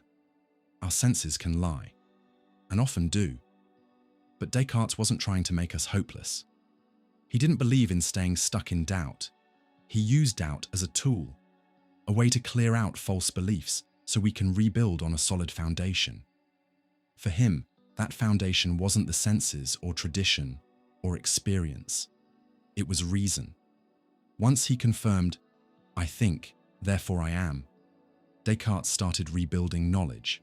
He even tried to prove the existence of a good God, one who wouldn't let us be endlessly deceived by an evil genius. If such a God exists, then our minds aren't completely broken. and we can trust our thinking and perceptions, at least carefully. That part of his argument has been debated by many philosophers, but what really matters is the starting point. Doubt, used not to destroy, but to rebuild. The evil genius isn't just some character in a thought experiment. He represents our fear of being wrong, of being fooled, of not knowing the truth.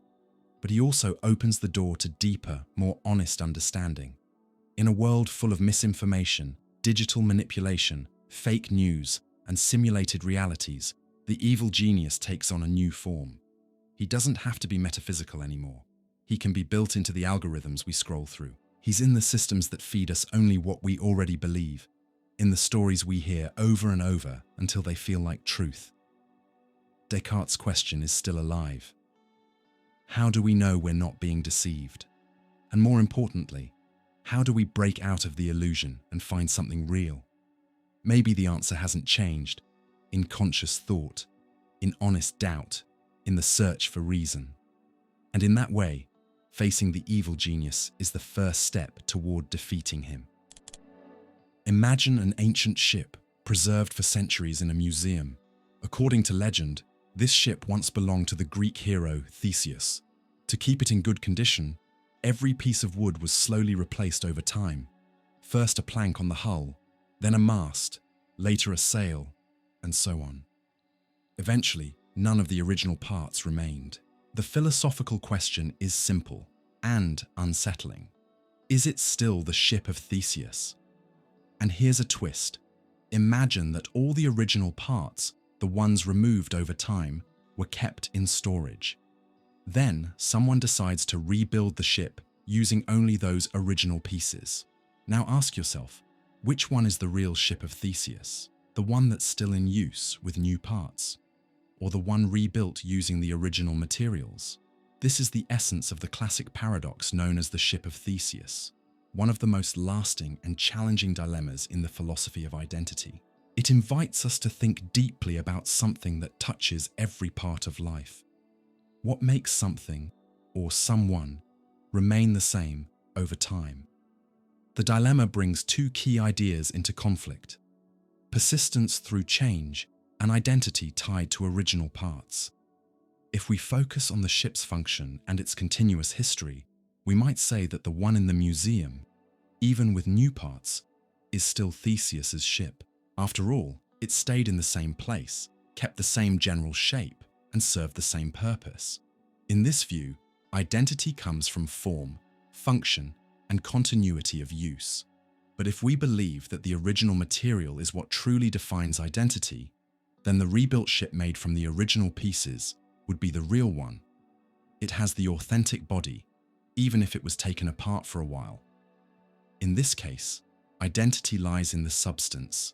This paradox pushes us to ask, is identity a matter of structure, materials, function, or something more? And this isn't just a problem for ships. It speaks directly to who we are. Think about your body. Your skin cells are constantly renewing. The cells in your liver, your blood, even your bones, are replaced over time. Biologically, you're not made of the same stuff you were 5 or 10 years ago. Yet you believe you're still the same person. But what does that really mean? This idea also applies to your memory, your personality, your experiences. If you change your opinions, habits, and dreams, are you still you? What exactly holds personal identity together over time? Philosophers have tackled this question for centuries. John Locke argued that personal identity comes from continuity of consciousness, more specifically, memory. If you remember doing something in the past, then you are the same person who did it. But Derek Parfit showed that this view also has limits. Memory can fail. It can be altered. It can disappear. And even then, we still feel like we're the same person. The ship of Theseus shows up in many real-life situations. An athlete who loses mobility after an accident. Are they still the same person? A patient with advanced Alzheimer's. Are they still the person their family once knew? A body with transplanted organs. Where does identity live then? This paradox becomes even more relevant today with digital identity and artificial intelligence. Imagine we could copy a person's entire mind, their memories, thoughts, and personality, and transfer it into a synthetic body. Would that copy be the same person? If yes, then identity lies in the pattern or function, not in the physical material. If no, then something essential is lost in the transfer, even if everything looks identical.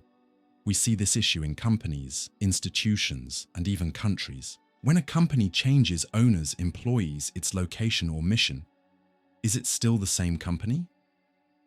When a nation changes its constitution, its population, and its culture, does it keep its historical identity?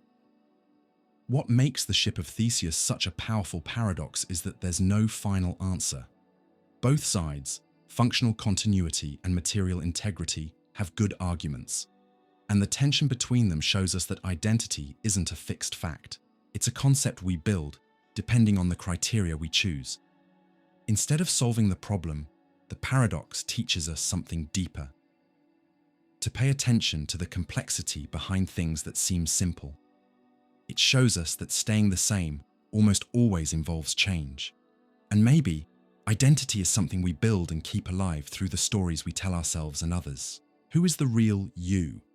In the end, the question the ship of Theseus throws back at us is personal. Are you the same person you were 5 years ago? If every part of you has changed, physically, mentally, emotionally, what's left that can still be called you? Maybe the answer isn't in the parts or in the shape. Maybe it's in the story you're still writing, day after day, even if none of you is exactly the same anymore. Who are you? At first, it seems like an easy question. You might answer with your name, your life story, your memories, or even show an ID. But what if we ask, what exactly makes you the same person today that you were 10 years ago? Or better yet, what makes sure you'll still be you 10 years from now? This is the question of personal identity, and few philosophers explored it as deeply as Derek Parfit. He invites us to look beyond our gut feelings and dive into a question that touches philosophy, psychology, neuroscience, and everyday life. What really keeps us as ourselves over time? Over the years, many answers have been offered. Some philosophers pointed to the body. If the body continues, the person continues. Others, like John Locke, argued that memory is the key. If you remember being that person, then you are that person. Some look to character, personality, or even the soul as the core of identity. But Parfit challenged all of that with a radically new perspective. To him, the question, "Am I the same person?" might not be the right question at all. Maybe we're so attached to the idea of a fixed, unchanging self that we don't see that personal identity might be a mental construction, not a solid thing. Parfit believed that what really matters isn't strict personal identity, but psychological continuity and connection. In other words, what counts is the link between your current mental state and the one you had in the past, a chain of experiences, memories, intentions, and traits that stay connected through time. And that connection doesn't have to be perfect. It just needs to be strong enough and organized. For example, even if you don't remember your childhood, that doesn't mean you're not you anymore. As long as there's a psychological bridge linking your current self to your past selves. This idea has some surprising consequences. Parfit said that identity isn't black or white. It's not a switch that's either on or off. It can be partial, gradual, fuzzy, and even then, that doesn't stop us from being the people we are. To explain his ideas, Parfit used thought experiments, like the teleportation machine. Imagine a machine that scans your body, mind, thoughts, and memories. Everything. Then it destroys the original body and rebuilds an identical one somewhere else, with the same memories and personality. Is that new person still you? Most people would say yes. This person remembers everything, wants the same things, thinks the same way. But if personal identity is about being the exact same physical being, then something was lost in the destruction of the original. Parfit, though, came to a powerful conclusion. That doesn't matter. For him, personal survival doesn't depend on being the exact same thing. What matters is that the psychological chain continues, or in his words, Personal identity is not what matters in survival. That might sound abstract, but it changes how we think about morality and life. If identity is fluid, then the way we relate to our future self is similar to how we relate to other people. Taking care of your future self 30 years from now is a bit like taking care of a friend. This shift challenges how we think about ethics, selfishness, responsibility, and even the value of life. Parfit asks us to let go of the fixed idea of me, to see the self not as a solid soul, but as a bundle of connected experiences. And in doing so, he pushes us to rethink how much weight we put on personal identity as the foundation of all meaning. That idea can feel uncomfortable, even scary. We like to believe we're the same person, that there's a true self that stays constant. That belief gives our life story a sense of stability. But Parfit offers another kind of stability, one based not on staying exactly the same, but on staying connected. You don't have to be unchanged, just linked by a living, meaningful chain of experiences. In a world where everything shifts, our bodies, beliefs, relationships, maybe this is the most honest way to think about who we are. By questioning personal identity, Parfit isn't taking the self away from us. He's giving us a deeper, freer way to understand it. We're beings in motion, not falling apart. Stories that are always being rewritten, but still make sense. And maybe that idea, instead of being frightening, can actually set us free. Free from the fear of change, the weight of guilt, the trap of a fixed identity. Because in the end, what really matters isn't staying exactly the same, but staying someone worth being. In the history of science, it's common to think that new theories replace older ones because they're more accurate, more precise, and closer to the truth. We like to believe that knowledge moves forward in a straight, cumulative line, like each discovery adds one more piece to the puzzle of reality. But what if that image is an illusion? What if, instead of walking a straight path toward truth, we've been jumping between entirely different conceptual worlds, worlds that can't even be directly compared? This is the core concern behind the problem of incommensurability, an idea developed by two of the most influential philosophers of science in the 20th century, Thomas Kuhn and Paul Feyerabend. According to them, scientific theories from different eras can be so radically different in their assumptions, methods, and language that there's no neutral or universal standard for deciding which one is better or more true. In other words, they're incommensurable. They can't be measured by the same standard. Kuhn introduced this idea in his groundbreaking book, The Structure of Scientific Revolutions, 1962. In it, he argues that science doesn't evolve in a straight, continuous line like many thought. It advances through disruptive revolutions. He describes science as operating in two phases: normal science, when scientists work within an accepted paradigm, solving puzzles using agreed-upon rules. Scientific revolution, when the dominant paradigm starts to break down due to anomalies it can't explain. Eventually, a new paradigm replaces the old one. But here's the key: old and new paradigms are not just different answers. They represent entirely different ways of seeing the world. Each paradigm comes with its own assumptions about what is real, what can be observed, and what counts as a valid explanation. For example, Aristotle's physics viewed motion as something that requires constant cause. Galileo and Newton, on the other hand, introduced inertia, the idea that motion continues on its own unless something stops it. These are completely different views of the same phenomenon. The shift in paradigm isn't just conceptual, it's ontological. It changes what we believe exists. Kuhn used the term incommensurability to describe this clash between paradigms. He argued that there's no neutral language or external standard we can use to decide objectively which paradigm is correct. Each one plays by its own rules. Feyerabend took this even further. In his book Against Method, 1975, he argued that there is no single scientific method that works in all cases. He rejected the idea of a one-size-fits-all rational science and proposed what he called methodological anarchism. For him, science is a human activity like any other, shaped by history, politics, and culture. Old theories shouldn't be dismissed as wrong just because they don't match modern categories. Often, they operate with ideas that don't even exist in today's frameworks. Take medieval astrology versus modern astronomy. It's not just a matter of who got it right about planetary motion. They represent two entire worlds of meaning that don't overlap easily. Feyerabend saw incommensurability as proof that science isn't a guaranteed objective path to truth.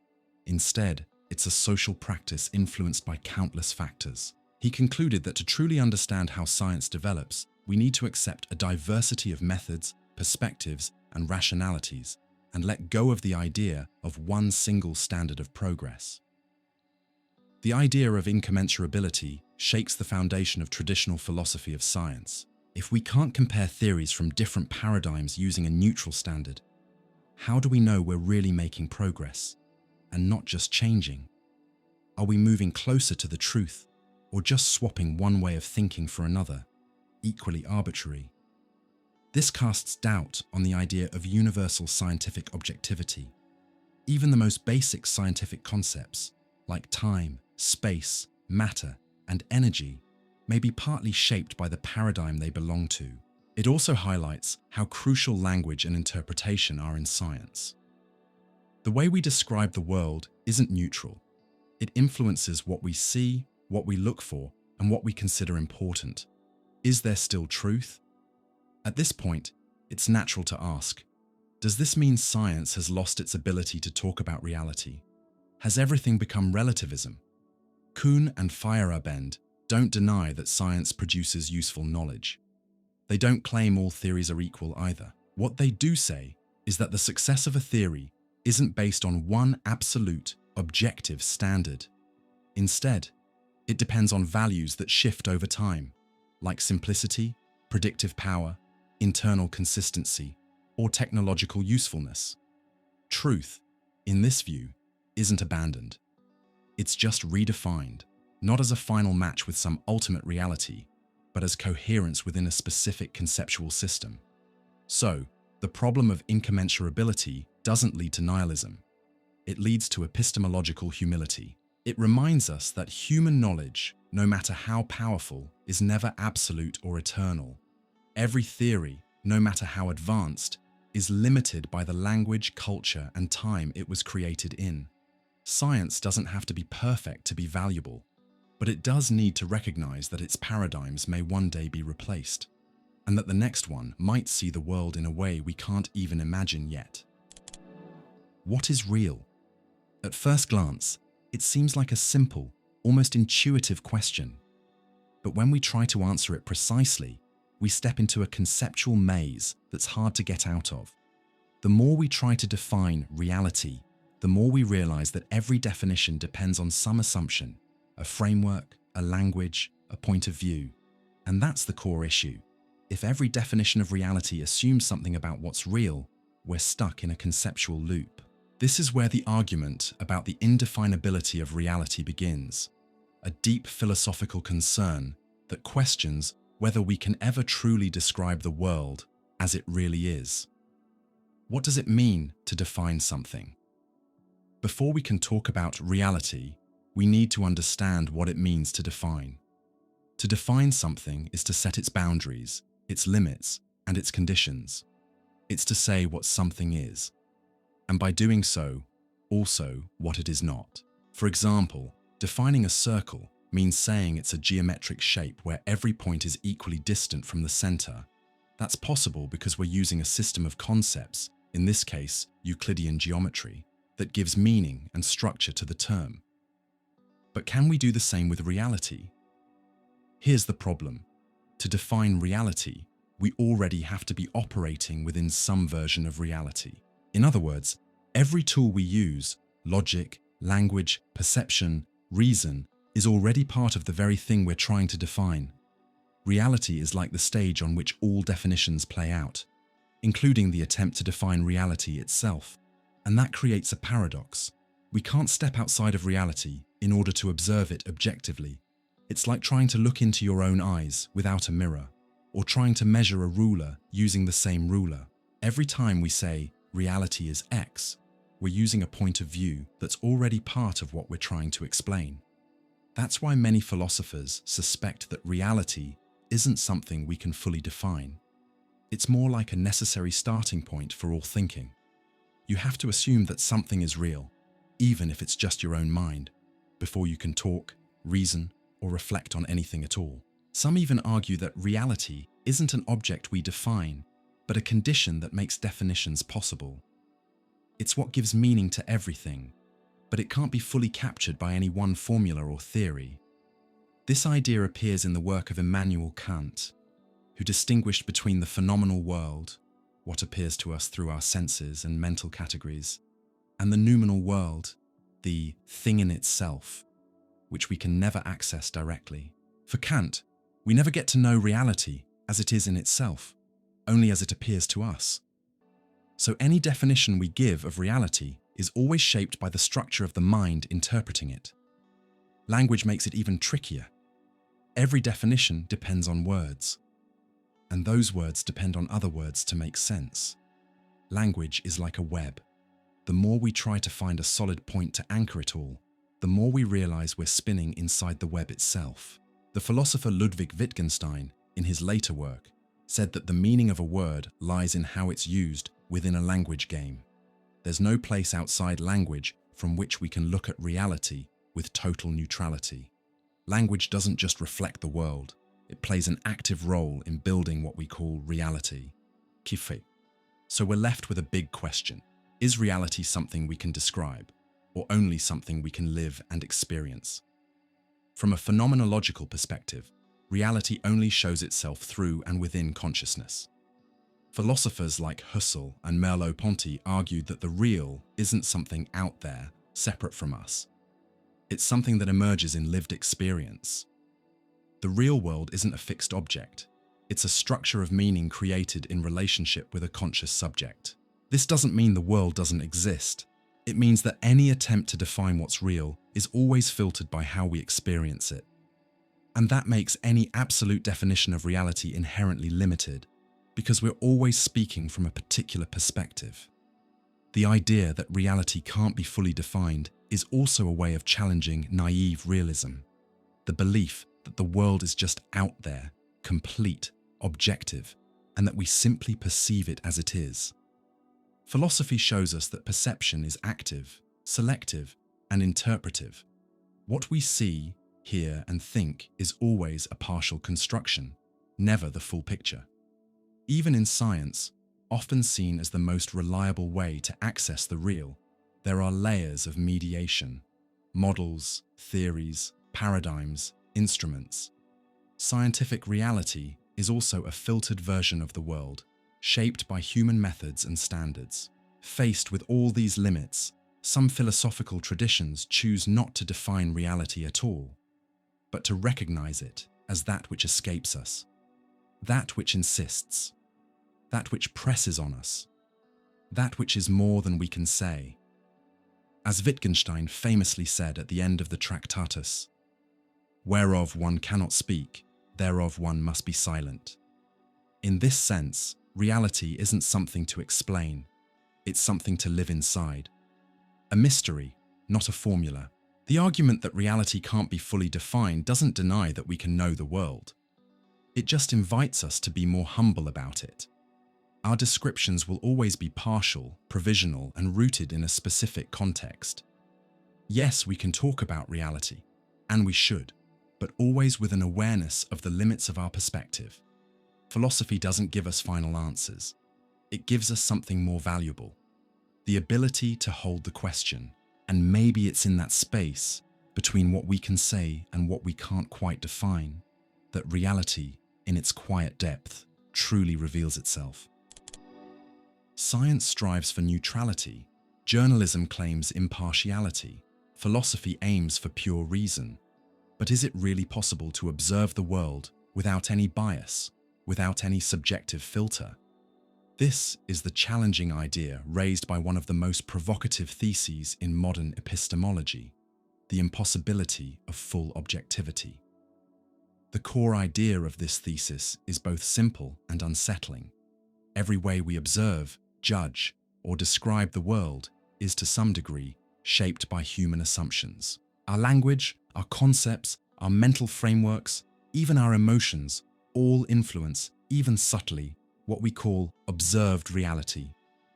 This doesn't mean denying that an external world exists. It means recognizing that we don't access it directly, as it is in itself, but rather through the lenses of our cognitive, cultural, and historical filters.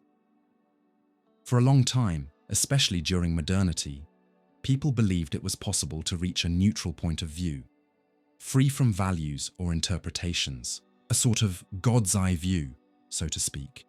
This view would rise above human emotions, social context, and the limits of the body. It would be pure logic, pure reason, pure objectivity. But this ideal began to crumble through philosophy and science itself. Different schools of thought started to show that this kind of absolute neutrality is an illusion.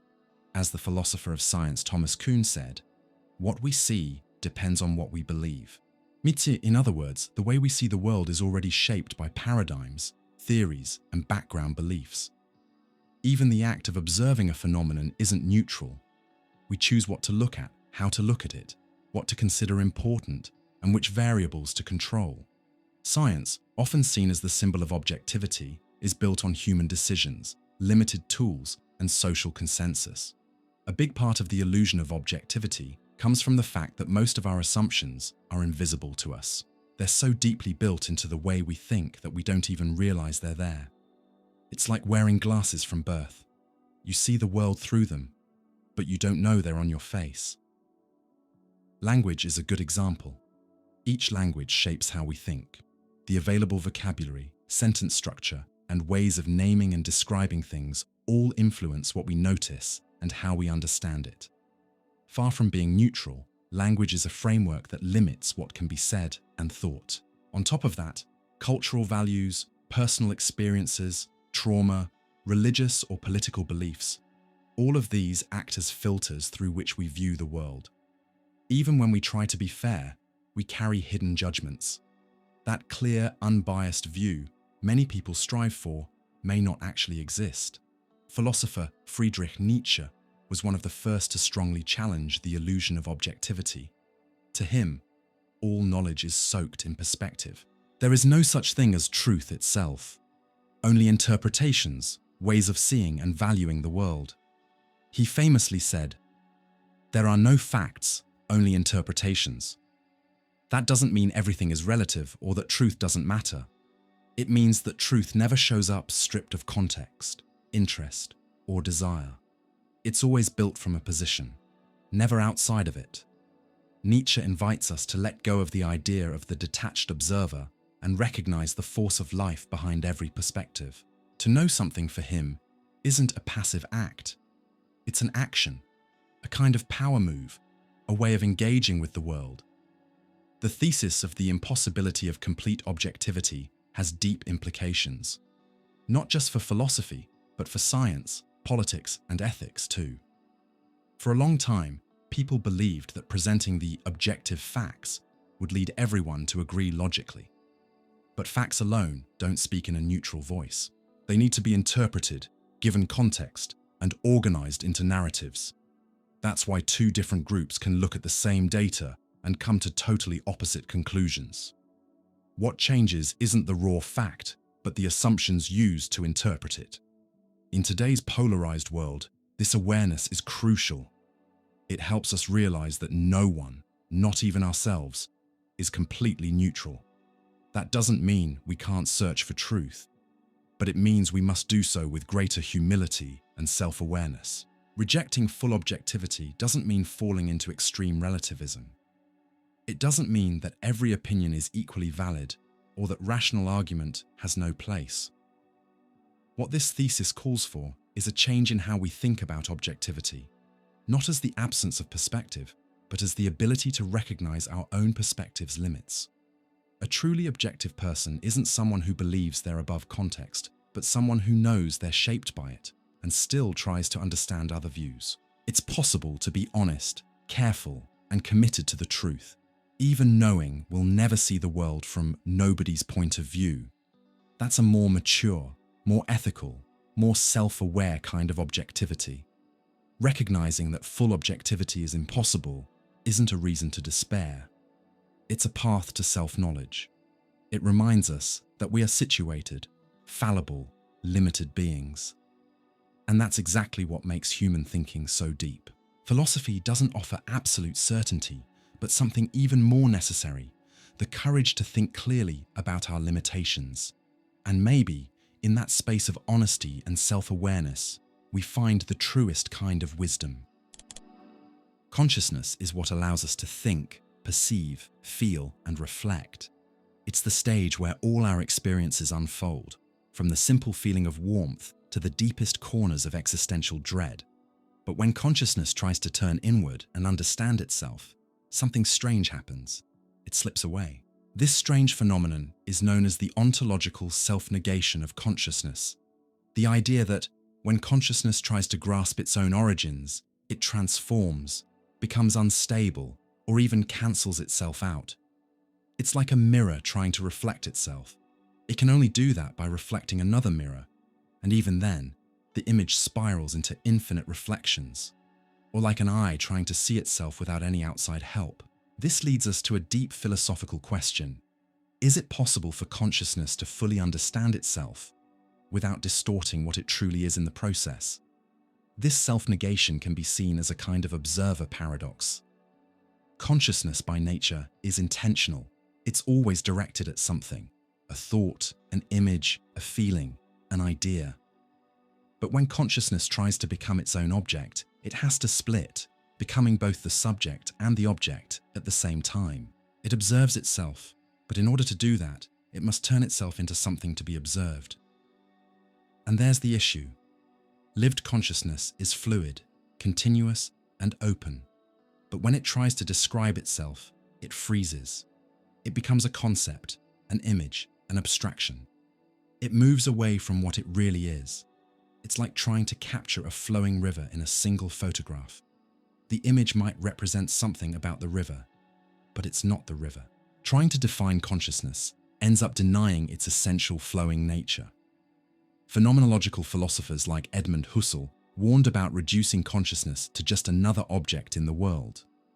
He said consciousness isn't a thing you can treat like a rock or a tree.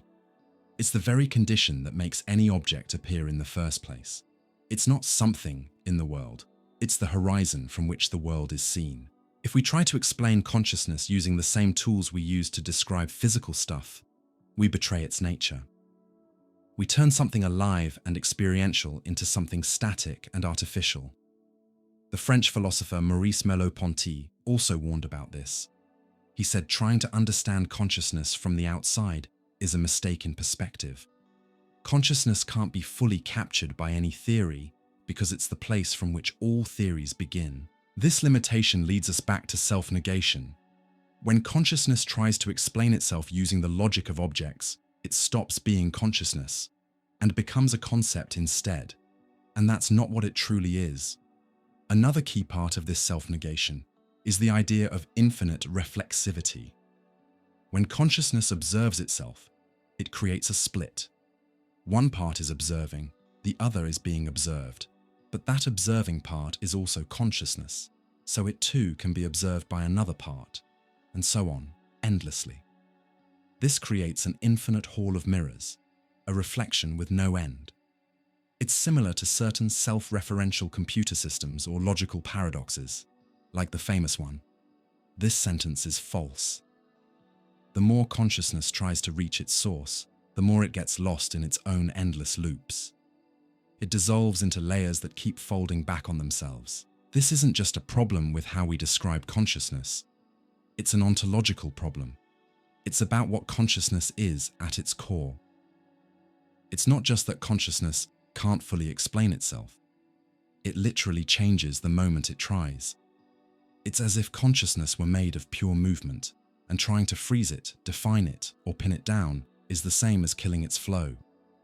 The moment consciousness says, "I am this," it's no longer what it was. The effort to ground itself, to find a fixed point, ends up dissolving it as a living experience.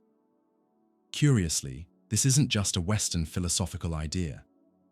In Eastern traditions like Buddhism, there's a similar thought. The self searching for the self is just an illusion. Consciousness trying to grasp itself only encounters emptiness because there's nothing there to grab onto, just a flow. Spiritual awakening doesn't come from intellectually understanding consciousness, but from giving up the urge to capture it. We also see this in Christian, Jewish, and Islamic mysticism. In these traditions, God, or the Absolute, is beyond conceptual understanding. When consciousness tries to contain the divine, it gives up, lets go, and becomes silent. Here, self-negation becomes a path to transcendence. What we cannot speak about, we must pass over in silence. With this enigmatic phrase, Ludwig Wittgenstein ends his most influential philosophical work, Tractatus Logico-Philosophicus, 1921. It's a short sentence, but one with explosive power, not only wrapping up the book, but also challenging the limits of language, thought, and philosophy itself. But what exactly is Wittgenstein saying with this silence? Is he defending some kind of philosophical mysticism? Is he telling us to stop thinking about certain topics? Or is he pointing toward a deeper dimension of reality, one that can be lived but not put into words? To understand what lies behind this silence, we need to look at how Wittgenstein builds his theory throughout the Tractatus. The book starts with an attempt to solve philosophical problems through the logical analysis of language. Wittgenstein believed that many of philosophy's big questions about the world, the self, ethics, God, weren't real problems, but the result of confusion caused by language. So, to clear the path for clear thinking, we first need to understand the boundaries of what can be meaningfully said. He argues that language only makes sense when it describes facts about the world, when it creates logical pictures of reality. A sentence like, "the ball is on the table," makes sense because it can be compared to an observable situation. But statements like, "the absolute is eternal," or "the soul is pure," don't match up with any physical reality, so they can't be logically verified. These kinds of sentences might feel meaningful to us, but to formal logic, they're nonsense, unsinnig, because they don't represent the world. They try to go beyond it. And this is where silence comes in.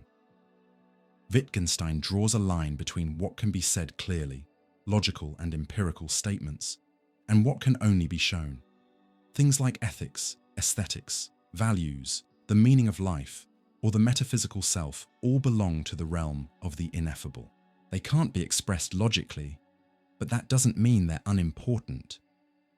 On the contrary, Wittgenstein believed these were the things that actually give life meaning. But since they can't be captured by language, they should be treated with silence. Not a silence of ignorance, but a silence of respect.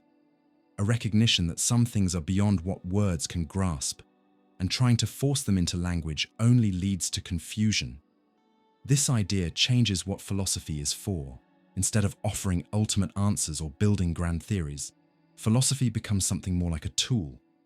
Its job is to clarify, to clean up, to untangle confusion.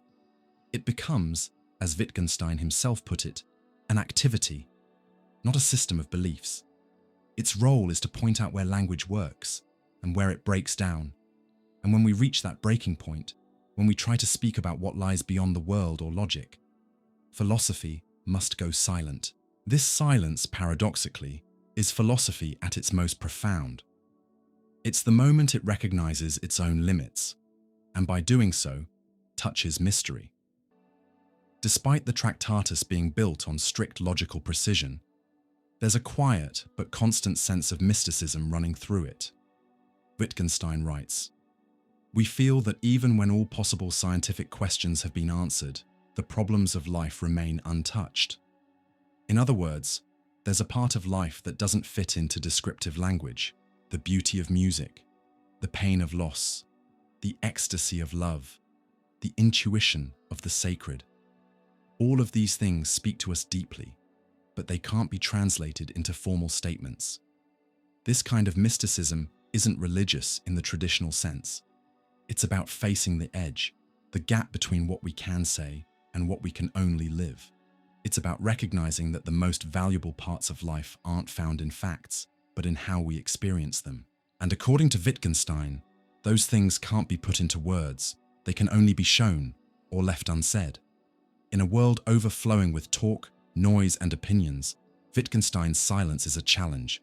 It's not an escape or a surrender, it's a serious philosophical position. It takes courage to admit that not everything can be put into language, and that trying to force the unspeakable into speech only distorts it. This kind of silence is a form of clarity.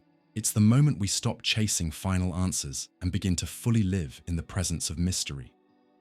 Not to reject reason, but to understand where reason ends and where a different kind of understanding begins. The phrase, "what we cannot speak about, we must pass over in silence," isn't just a philosophical statement.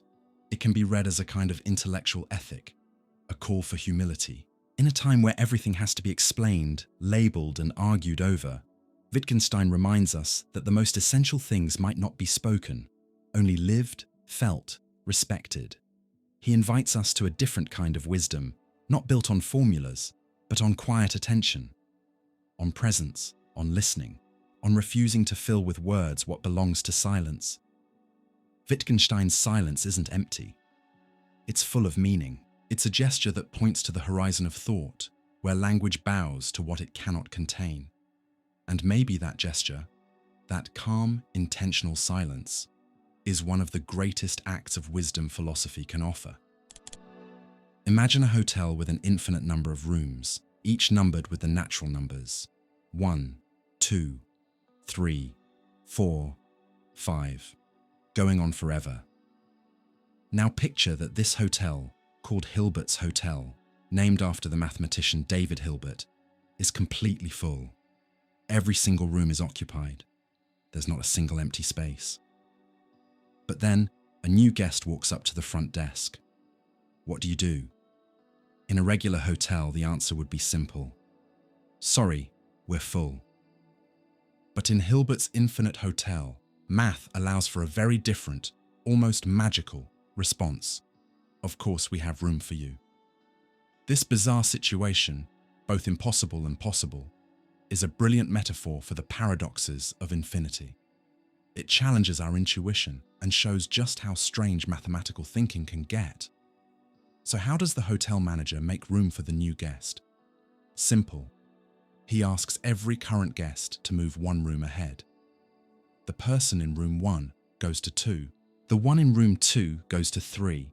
Room 3 moves to 4, and so on. Since there are infinite rooms, no one gets left out, and now room 1 is empty, ready for the new guest.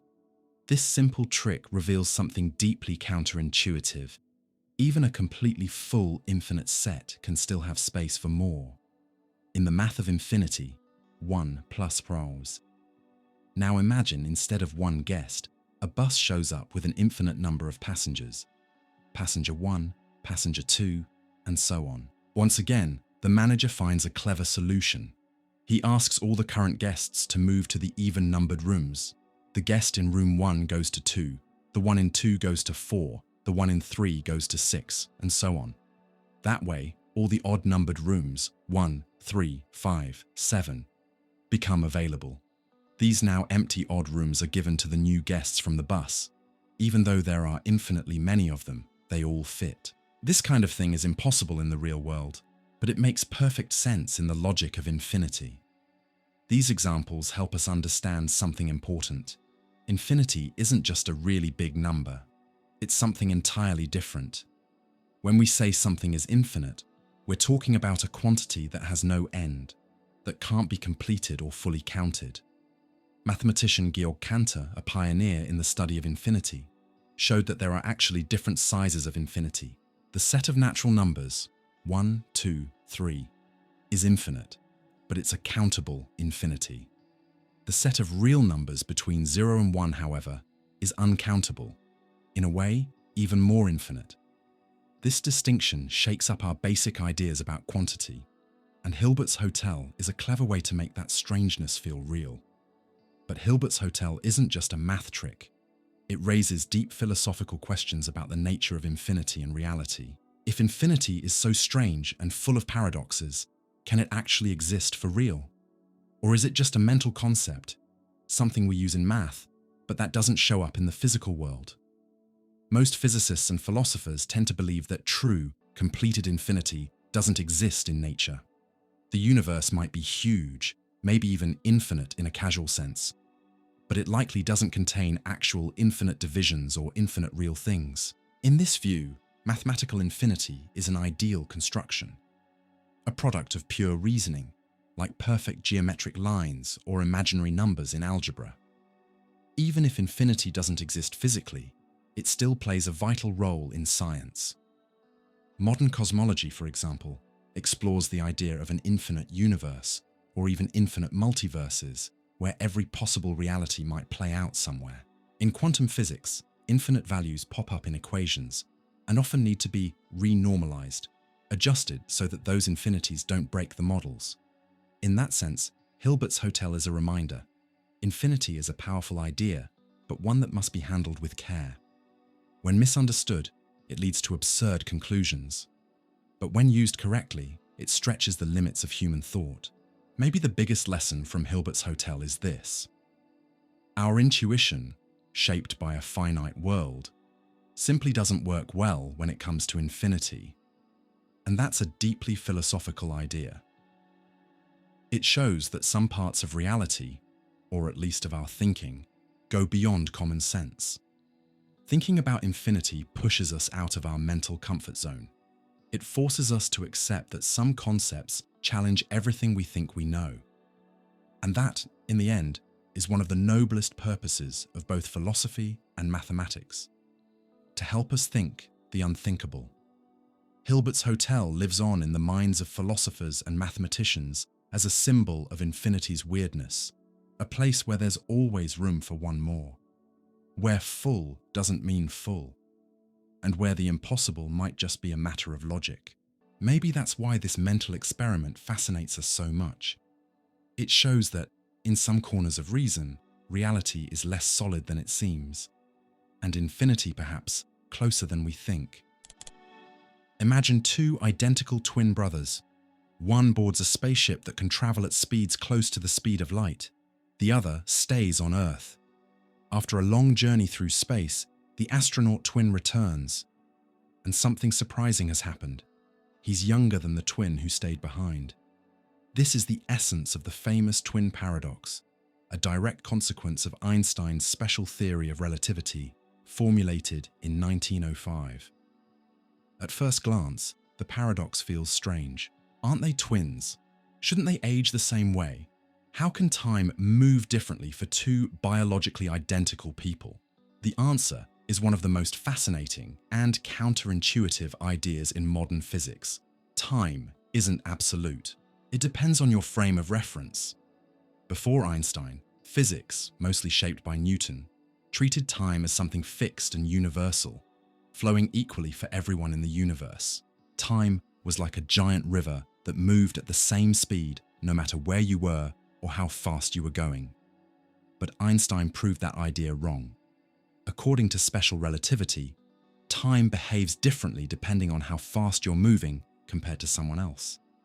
When an object travels at speeds near the speed of light, time slows down for that object compared to someone who's not moving.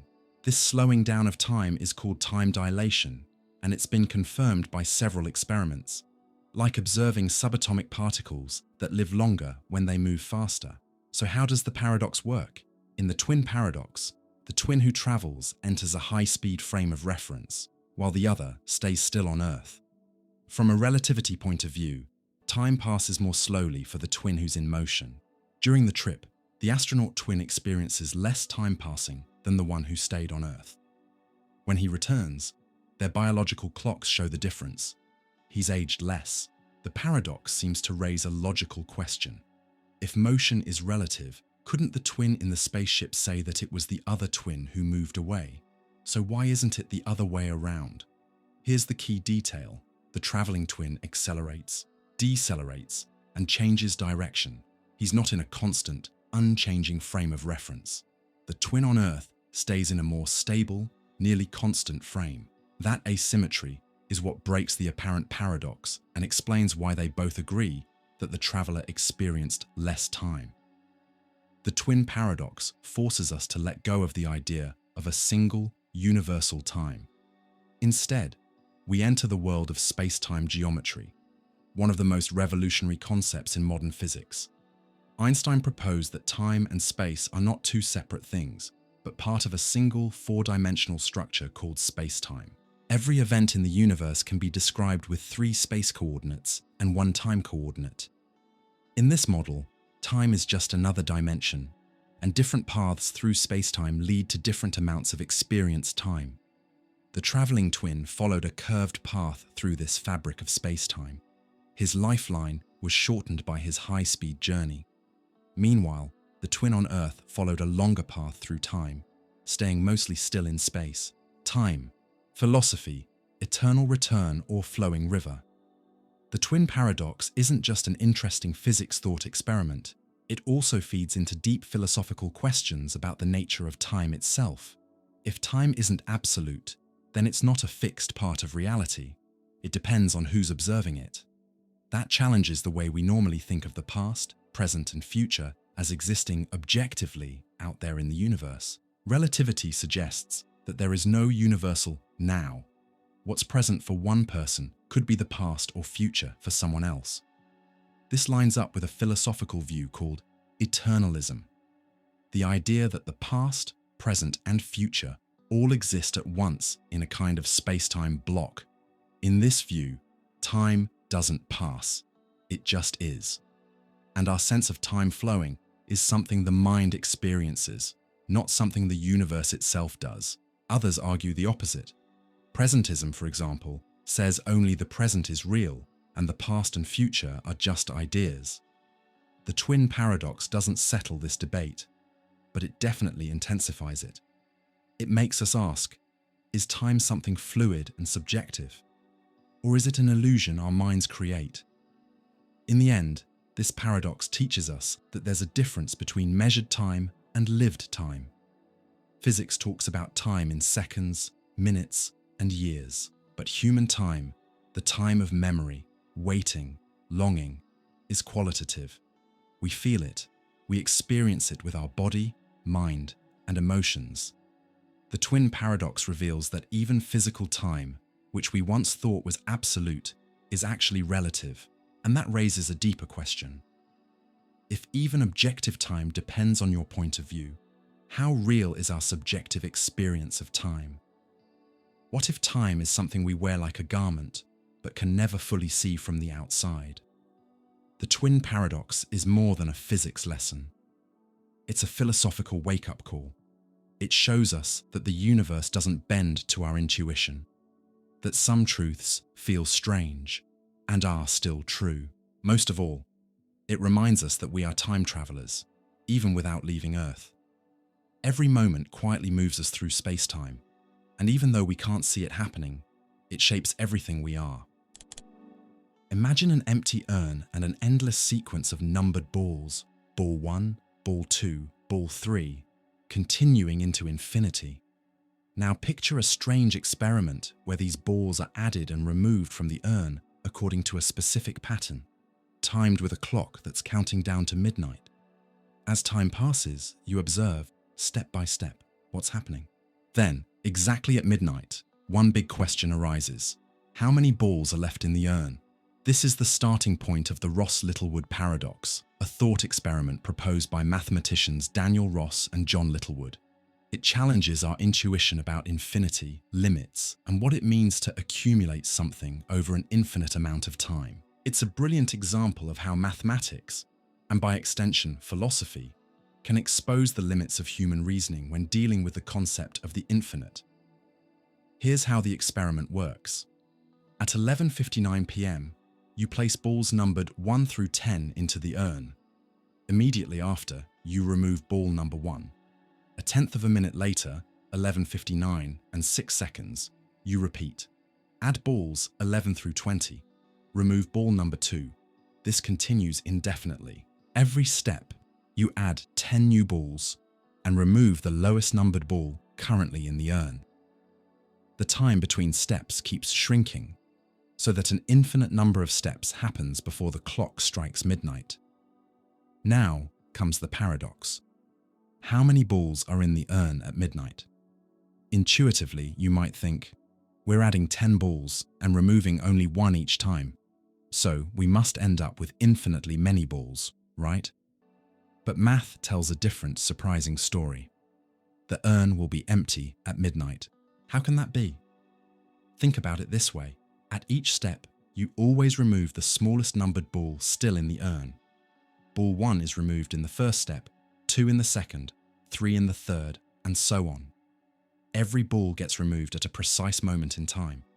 So, by the time midnight arrives, every single ball, no matter how high its number, has already been taken out.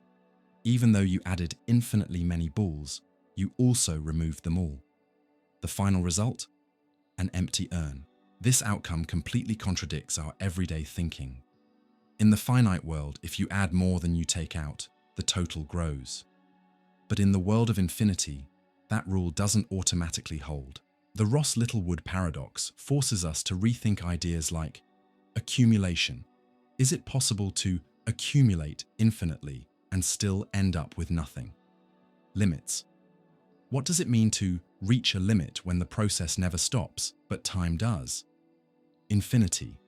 Does every infinite set have to be big? In mathematical reality, the outcome of an infinite process depends heavily on the order in which things happen. That's one of the most mind-bending lessons of mathematical analysis. Now imagine we change just one small detail. At 11:59, we place balls 1 to 10 in the urn and remove ball 10. Then we add balls 11 to 20 and remove ball 20. Then balls 21 to 30 go in, and ball 30 comes out, and so on. In this version, none of the balls numbered 1 through 9 ever get removed because the ones being taken out are always 10, 20, 30, etc.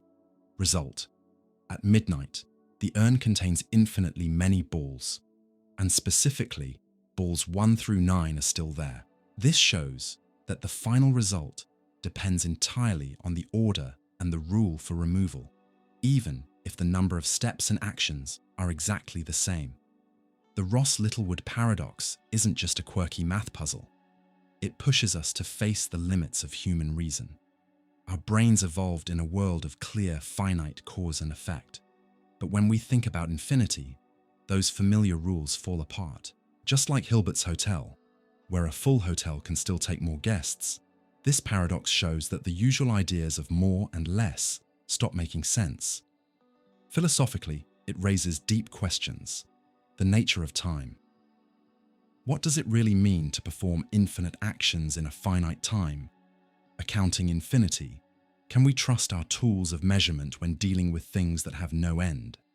Intuition versus logic. When logic leads us to bizarre conclusions, should we trust the logic or our gut?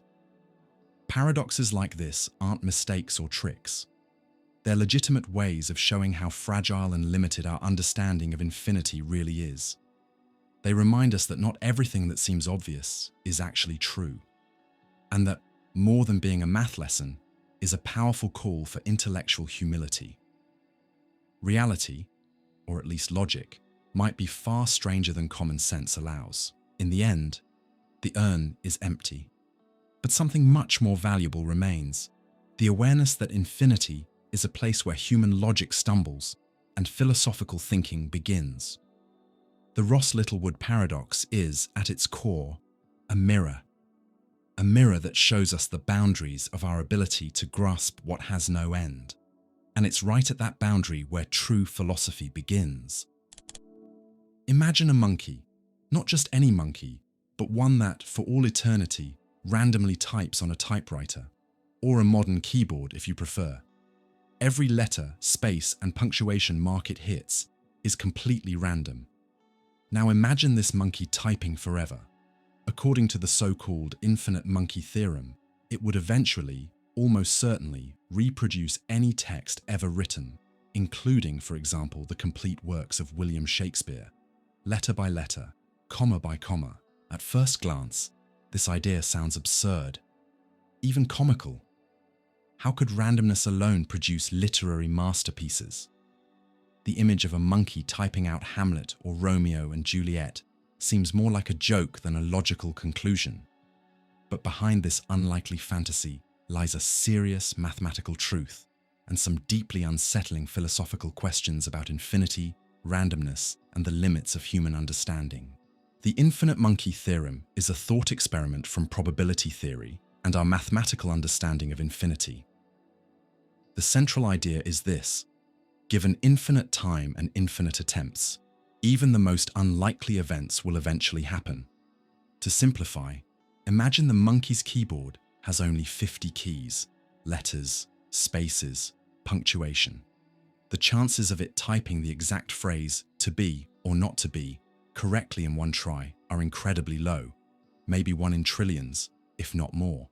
But if the monkey has infinite tries, the probability of success becomes, strangely enough, 1.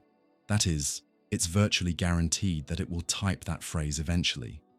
Even more, not just once, but infinitely many times. And not just that phrase, but every phrase ever written, and every one that could ever be written, including versions with typos, variations, and every possible combination of any imaginable text. It's a result that goes against common sense, but it's mathematically sound. Infinity follows its own rules, and they don't always match our intuition. The infinite monkey theorem forces us to confront an uncomfortable idea. Randomness can produce order if given enough time. That's one of the most provocative philosophical implications.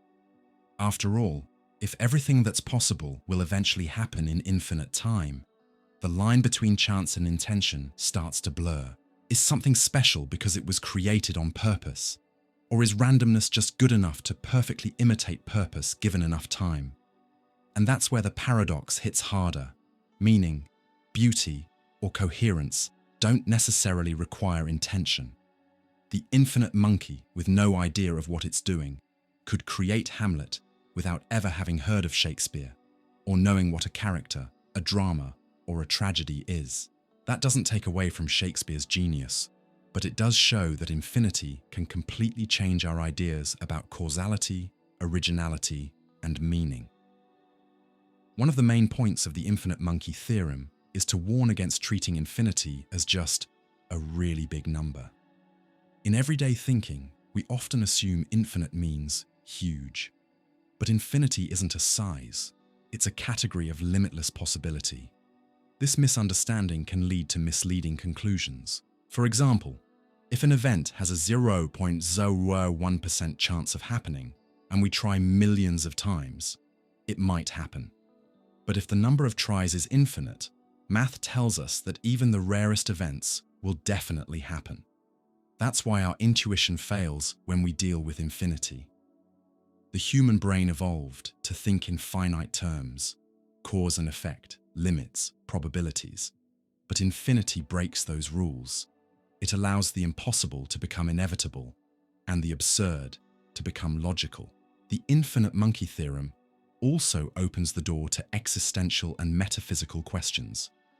If the universe is infinite, or if there are infinite universes, as some versions of the multiverse theory suggest, then somewhere out there, there's a copy of you living a nearly identical life, or a totally different one. There could be a universe where Shakespeare was never born, and another where he wrote science fiction novels. Anything that's possible, no matter how unlikely, happens somewhere, somehow. This challenges our ideas of uniqueness, destiny, and authorship. If infinite randomness can produce everything, what's left of the value of creation, of effort, of choice?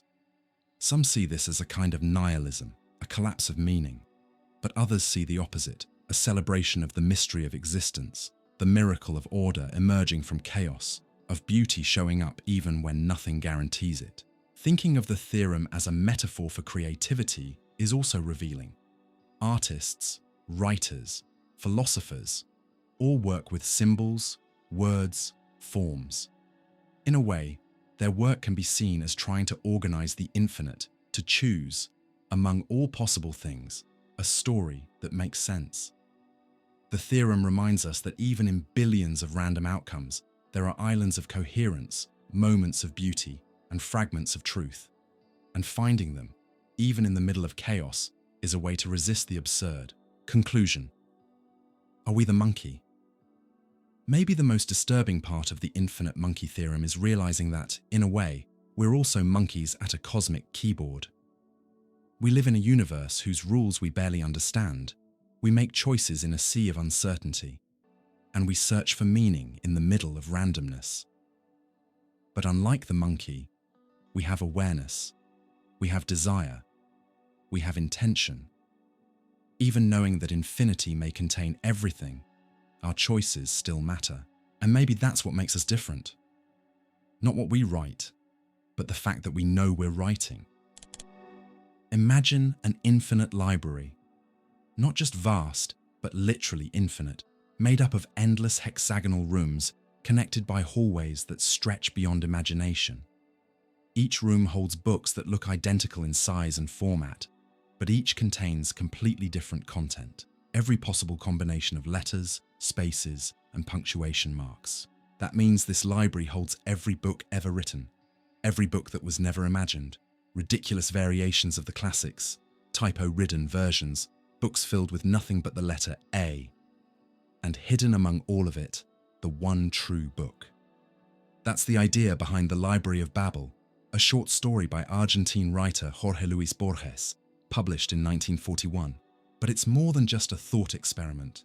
It's a deep philosophical reflection on infinity, chaos, meaning, and the despair humans face in a universe that seems to contain everything and nothing at the same time. In the story, Borges describes a universe in the shape of a library, where every book has 410 pages, 40 lines per page, and 80 characters per line. The alphabet has 25 symbols, the 22 letters, space, comma, and period. This standardized structure means that by combining these elements in every possible way, the library includes all text sequences that can be formed using the alphabet. Mathematically, this means the library contains every book by Shakespeare perfectly copied, every book by Shakespeare with a single letter changed, a book that describes your life in exact detail, a book that repeats the word nothing over and over, a manual that cures all diseases, another one just like it, but with one fatal error, its infinity printed on paper. But in that infinity, the search for meaning becomes unbearable.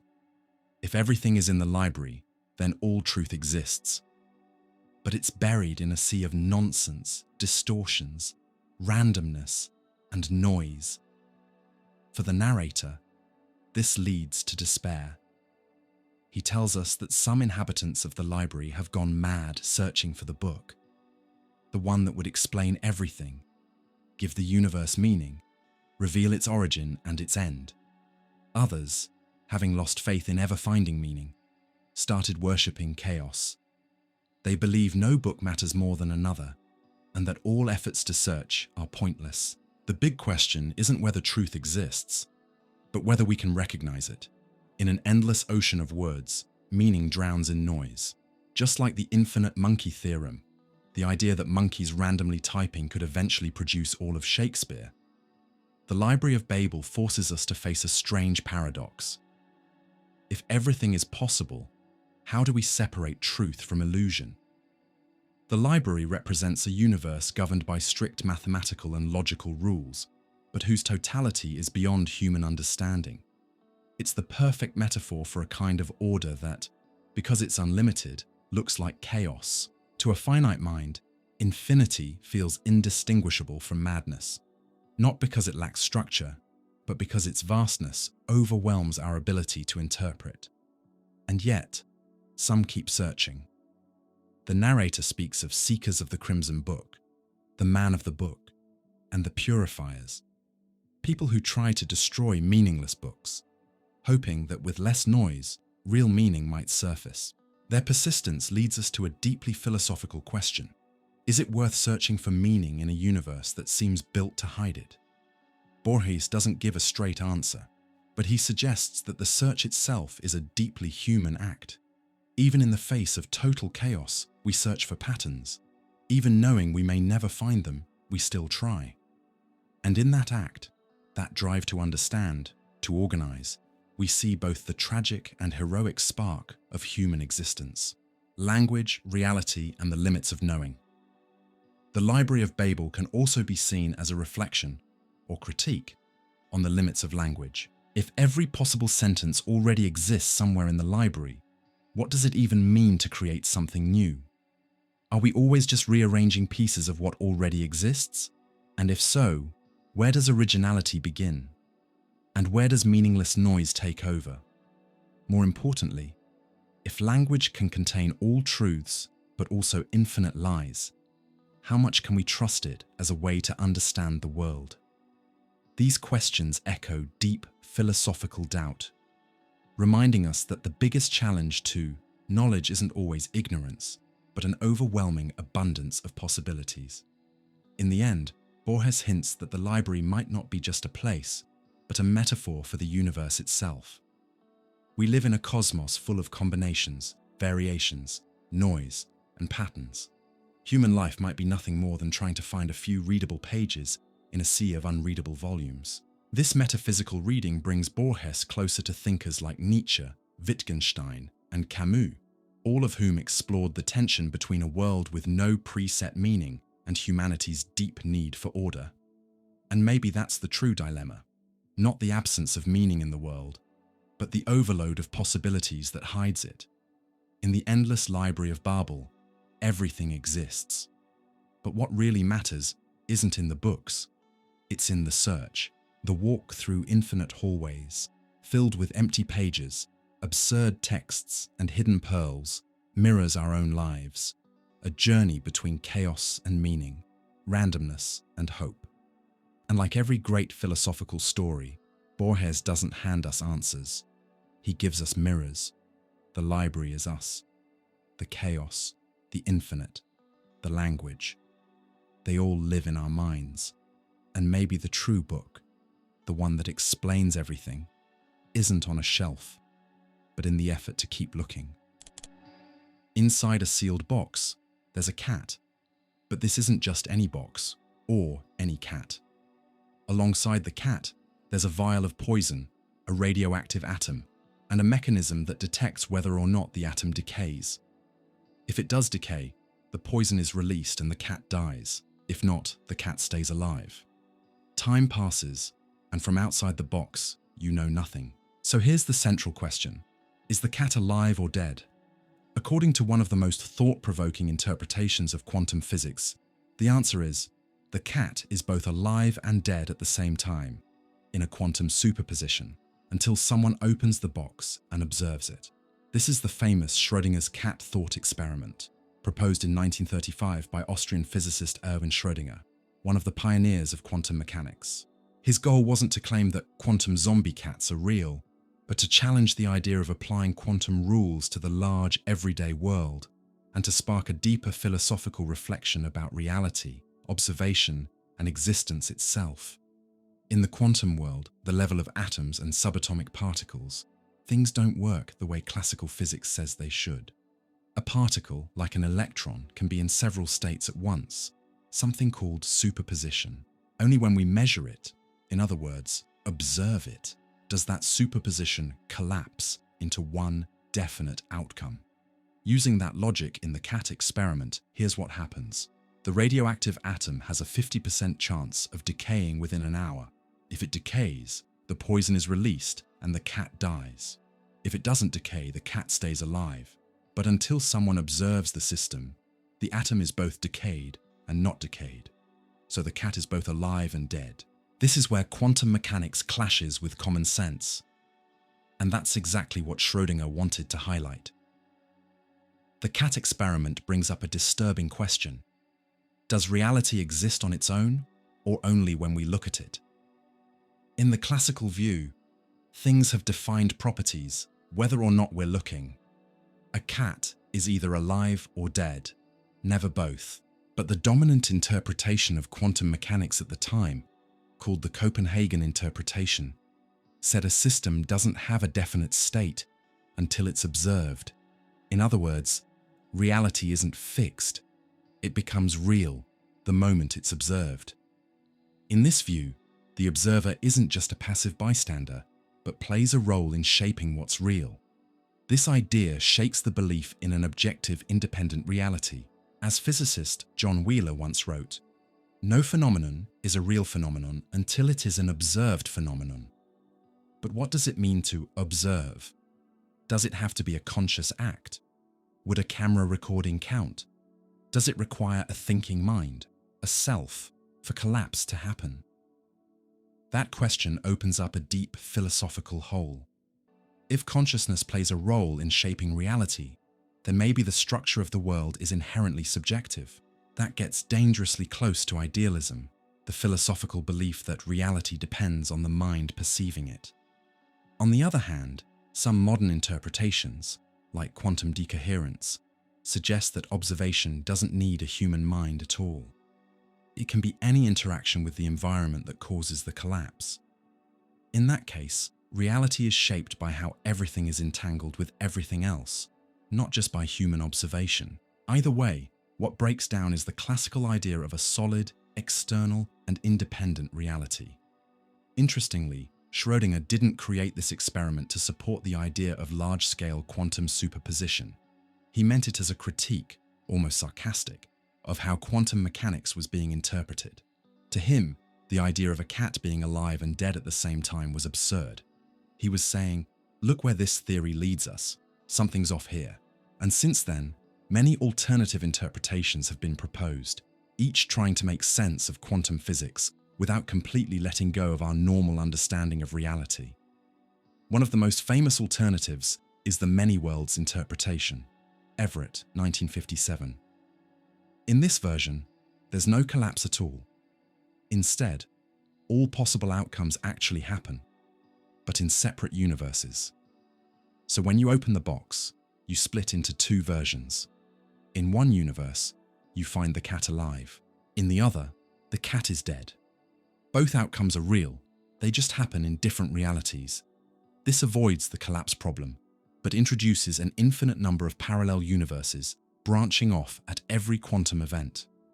Other interpretations, like decoherence theory, try to explain how superpositions break down through interaction with the environment. No observer needed. But none of these theories fully settle the debate. Schrödinger's cat remains a symbol at the edge of physics, philosophy, and metaphysics, and maybe that's why it still captures our imagination. At the heart of it, the cat experiment forces us to stop and ask, what is real? What does it mean to exist? And how much of the world depends on us looking at it? If the most successful physics theory of the 20th century still can't tell us whether a cat in a box is dead or alive, maybe that's because our minds are still unequipped to grasp the full depth of reality. In the end, Schrödinger's cat isn't just a strange animal in a box. It's a mirror of how little we truly know, and a reminder of our never-ending search for meaning in a universe that refuses to be simple. What if every choice you make creates a new universe? What if, when you turn left at a corner, another version of you turned right, in a completely separate reality that's just as real? That's the bold idea behind the many worlds interpretation, proposed by Hugh Everett III in 1957. At the heart of this theory lies one of quantum physics' most puzzling questions. What happens to all the possibilities that don't actually happen? Quantum mechanics tells us that at the subatomic level, particles exist in superposition, meaning they can be in multiple states at once. For example, an electron could be standing in two places at the same time until someone measures it and it collapses into one state.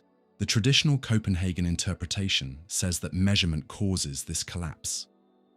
But Everett asked, what if there's no collapse at all?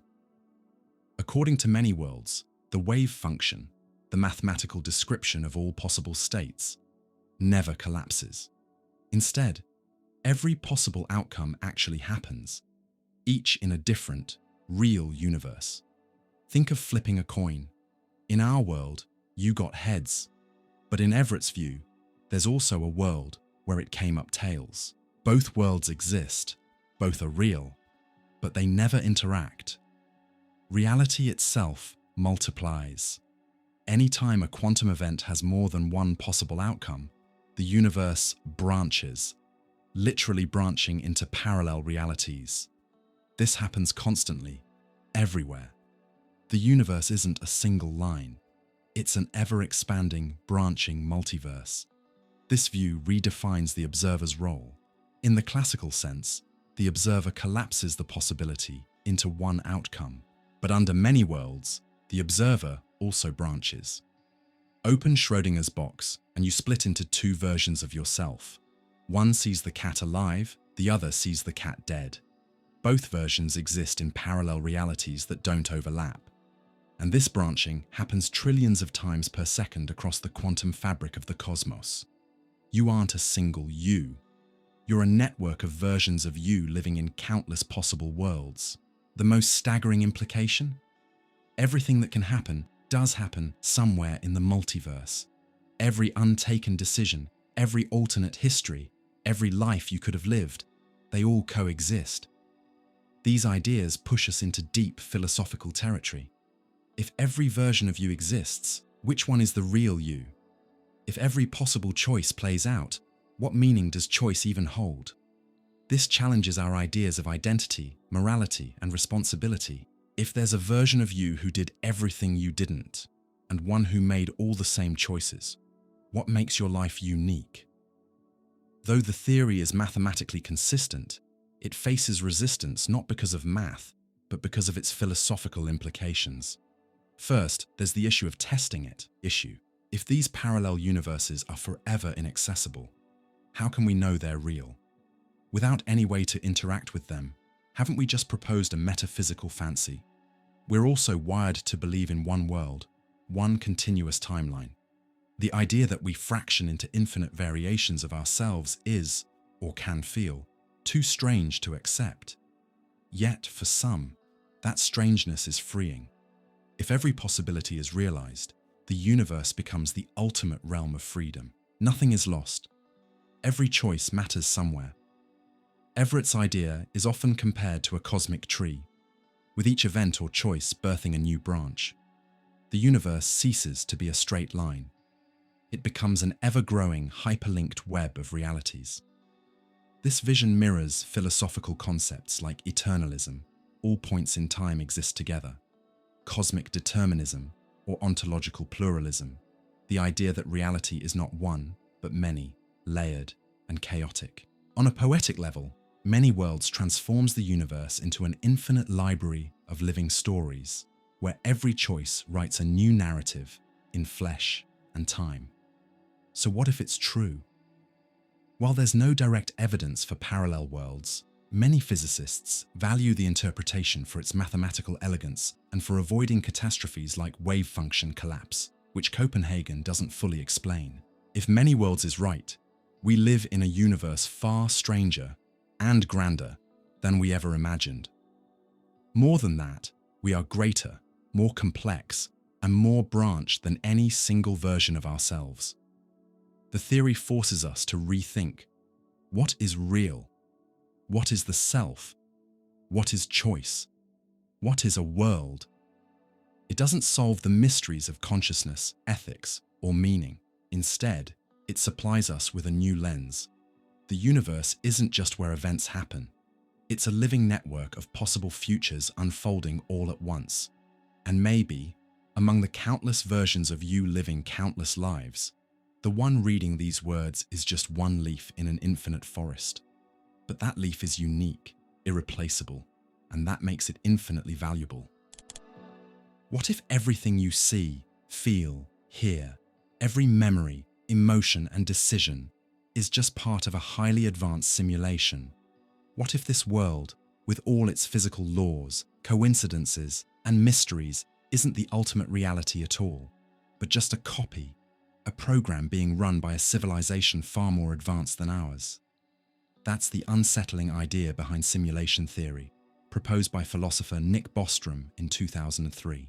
While it sounds like science fiction, Bostrom's argument is laid out with solid philosophical logic, and it raises deep questions about existence, consciousness, technology, and truth.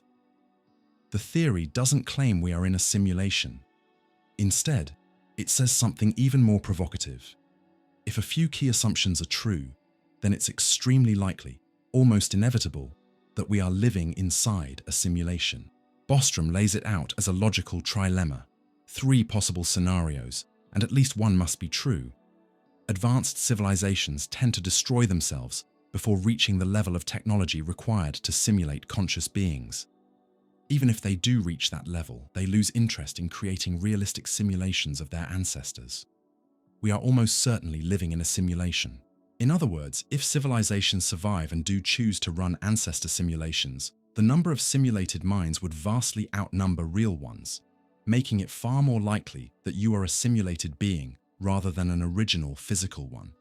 This conclusion isn't based on direct evidence, but on probability. And like many philosophical arguments, its impact doesn't come from proof, but from how it shakes the foundation of what we think is real. Simulation theory forces us to rethink what we mean by reality. We tend to believe reality is whatever exists outside the mind, something solid, independent, objective. But if we're inside a simulation, then the world we experience is more like a digital interface, something designed to feel real, but ultimately just code. Just like characters in a video game don't know they're in a programmed environment, we too could be immersed in a system so advanced that it's indistinguishable from physical reality. And here's the most disturbing part. We'd have no way of knowing. So who would be running the simulation? If the theory is true, who created this world? Bostrom suggests they'd be post-humans, highly advanced descendants of us who reached a technological level capable of simulating entire universes, down to the smallest detail, including emotions, physics, and consciousness. They might run these simulations for different reasons, as a form of entertainment, the way we create video games or virtual worlds, as a scientific experiment, recreating history to study how it unfolds, out of philosophical curiosity, watching how simulated beings deal with ethics, existence, religion, and more. It's important to note, in this theory, we wouldn't be fake. We'd still be conscious beings with real experiences. But those experiences wouldn't be grounded in an actual physical universe. They'd be generated by an external system processing data. Simulation theory is, in a way, a modern version of one of philosophy's oldest questions. Can we trust the world outside our minds? From Descartes' evil demon to the brain in a vat thought experiment, philosophers have long asked, how do we know the outside world is real? What if our senses are lying to us? Bostrom just updates the question for the digital age. Instead of magic or demons, we now imagine simulators and artificial realities. But the central question stays the same. What is real? If everything we experience can be simulated. Some scientists and thinkers have even speculated about ways we might detect the simulation, like limits in the precision of physical laws, like the pixels of a video game, glitches or anomalies in nature that might be bugs or system updates, the elegance of mathematical laws, suggesting compact code behind the universe. None of these ideas have been proven, but they all stem from the idea that if this is a simulation, maybe something in the structure of reality could give it away. Still, there's no empirical proof that we are in a simulation, or that we aren't. And that opens the door to a deeper existential question. If we're simulated, then what's the point of our existence? Some might think that makes life meaningless. After all, if everything's programmed, what happens to free will? But others see it differently. If we were created, then someone wanted to watch us, to see how we grow, how we make choices, how we act. In that case, our decisions do matter, maybe even more than we think, because they're being observed. So paradoxically, simulation theory might give more meaning to life, not less. Reality, something we perceive, or something that's built. In the end, this theory brings us back to a fundamental question that has echoed through centuries of philosophy. Is reality what is, or just what seems to be? If we can't tell the difference between a simulation and reality, maybe that difference doesn't matter anymore. As Morpheus says in The Matrix, what is real? How do you define real? If real is what you can feel, smell, taste, and see, then real is simply electrical signals interpreted by your brain. If that's true, then maybe reality was never absolute, just experiential. And even if this world is artificial in its origin, it doesn't take away from how deeply we feel it. Our joy, our pain, our stories, they're real to us. And in the end, that might be what matters most. You might be sitting there right now, reading this, feeling like your life has had continuity, a stable identity, and a well-defined past. But what if, in a bizarre and terrifying twist, you hadn't actually lived any of your previous days? What if you just popped into existence a few seconds ago, complete with all your memories, thoughts, beliefs, and even the illusion of now? That's the idea behind the Boltzmann brain paradox, a mind-bending concept that sits at the crossroads of statistical physics, cosmology, and philosophy of mind. Its power doesn't just come from how strange it sounds, but from the way it shakes the foundation of what we believe about identity, memory, and reality itself. Back in the 19th century, Austrian physicist Ludwig Boltzmann tried to explain how the universe behaves using ideas of probability and entropy, the natural tendency for things to move toward disorder. According to him, the order we see in the universe, like stars, galaxies, and even conscious life, could just be the result of extremely rare fluctuations in a sea of chaotic randomness. But if entropy is always increasing, how is it even possible for such a complex, structured universe like ours to exist? Boltzmann suggested that maybe this order is just a statistical exception, just like how a room full of randomly moving particles might, by sheer chance, briefly form an organized pattern. Maybe the universe is just a temporary fluctuation of low entropy. That explanation sounds elegant until it leads to a strange conclusion. If the universe can appear out of a random fluctuation, why would an entire universe come into being with billions of galaxies just to create conscious life? Statistically, it would be way more likely for just one conscious entity to pop into existence, complete with fake memories, than for a whole cosmos to form. That's the Boltzmann brain. This brain would suddenly appear from an insanely unlikely event, fully formed, and with all the same memories you have now. It would believe it was born, lived a full life, studied philosophy, opened this text, and started reflecting on it. But none of it would be real. It would all be fake, built into the moment, with no actual past. The logic is simple and devastating. If the universe is just about probability, then it's way more likely that you are one of these solitary random minds than a conscious being shaped by billions of years of evolution in a vast, ordered cosmos. That's the Boltzmann brain paradox. And if we take it seriously, it throws into question everything we believe about memory, perception, and even the continuity of the self. Philosophy has long asked, how do we know the world is real? Descartes doubted the senses. Hume questioned cause and effect. Kant believed the real world could never truly be known. But the Boltzmann brain goes even further. What if it's not just your senses that lie? What if you, as a person, are a recent accident with no history? There'd be no way to prove otherwise, because everything you'd use as proof, your memories, logic, even your sense of time, could have come built in with that random fluctuation. This leads to a kind of radical skepticism, deeper than anything before it. You can't even trust your own sense of continuity. The issue gets even more intense when you bring in the idea of the multiverse, a theory in modern cosmology that suggests there may be an infinite number of universes, each with different physical laws.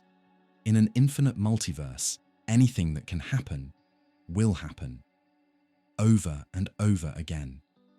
That includes universes like ours, but also countless isolated brains randomly forming in chaotic voids. And if there are infinitely more of these random consciousnesses than there are stable, evolved humans, then statistically, you're more likely to be one of them. That's the problem. Boltzmann brains aren't just possible. In some cosmological models, they would vastly outnumber normal human minds. The universe, in that case, becomes a kind of absurd factory, endlessly creating fake minds that appear, disappear, and believe they've lived full lives, when they haven't. So how do we escape this nightmare? The idea is so disturbing that some physicists say it serves as a kind of stress test for cosmological theories. If your theory leads to a universe dominated by Boltzmann brains, then your theory is probably wrong, or at least incomplete.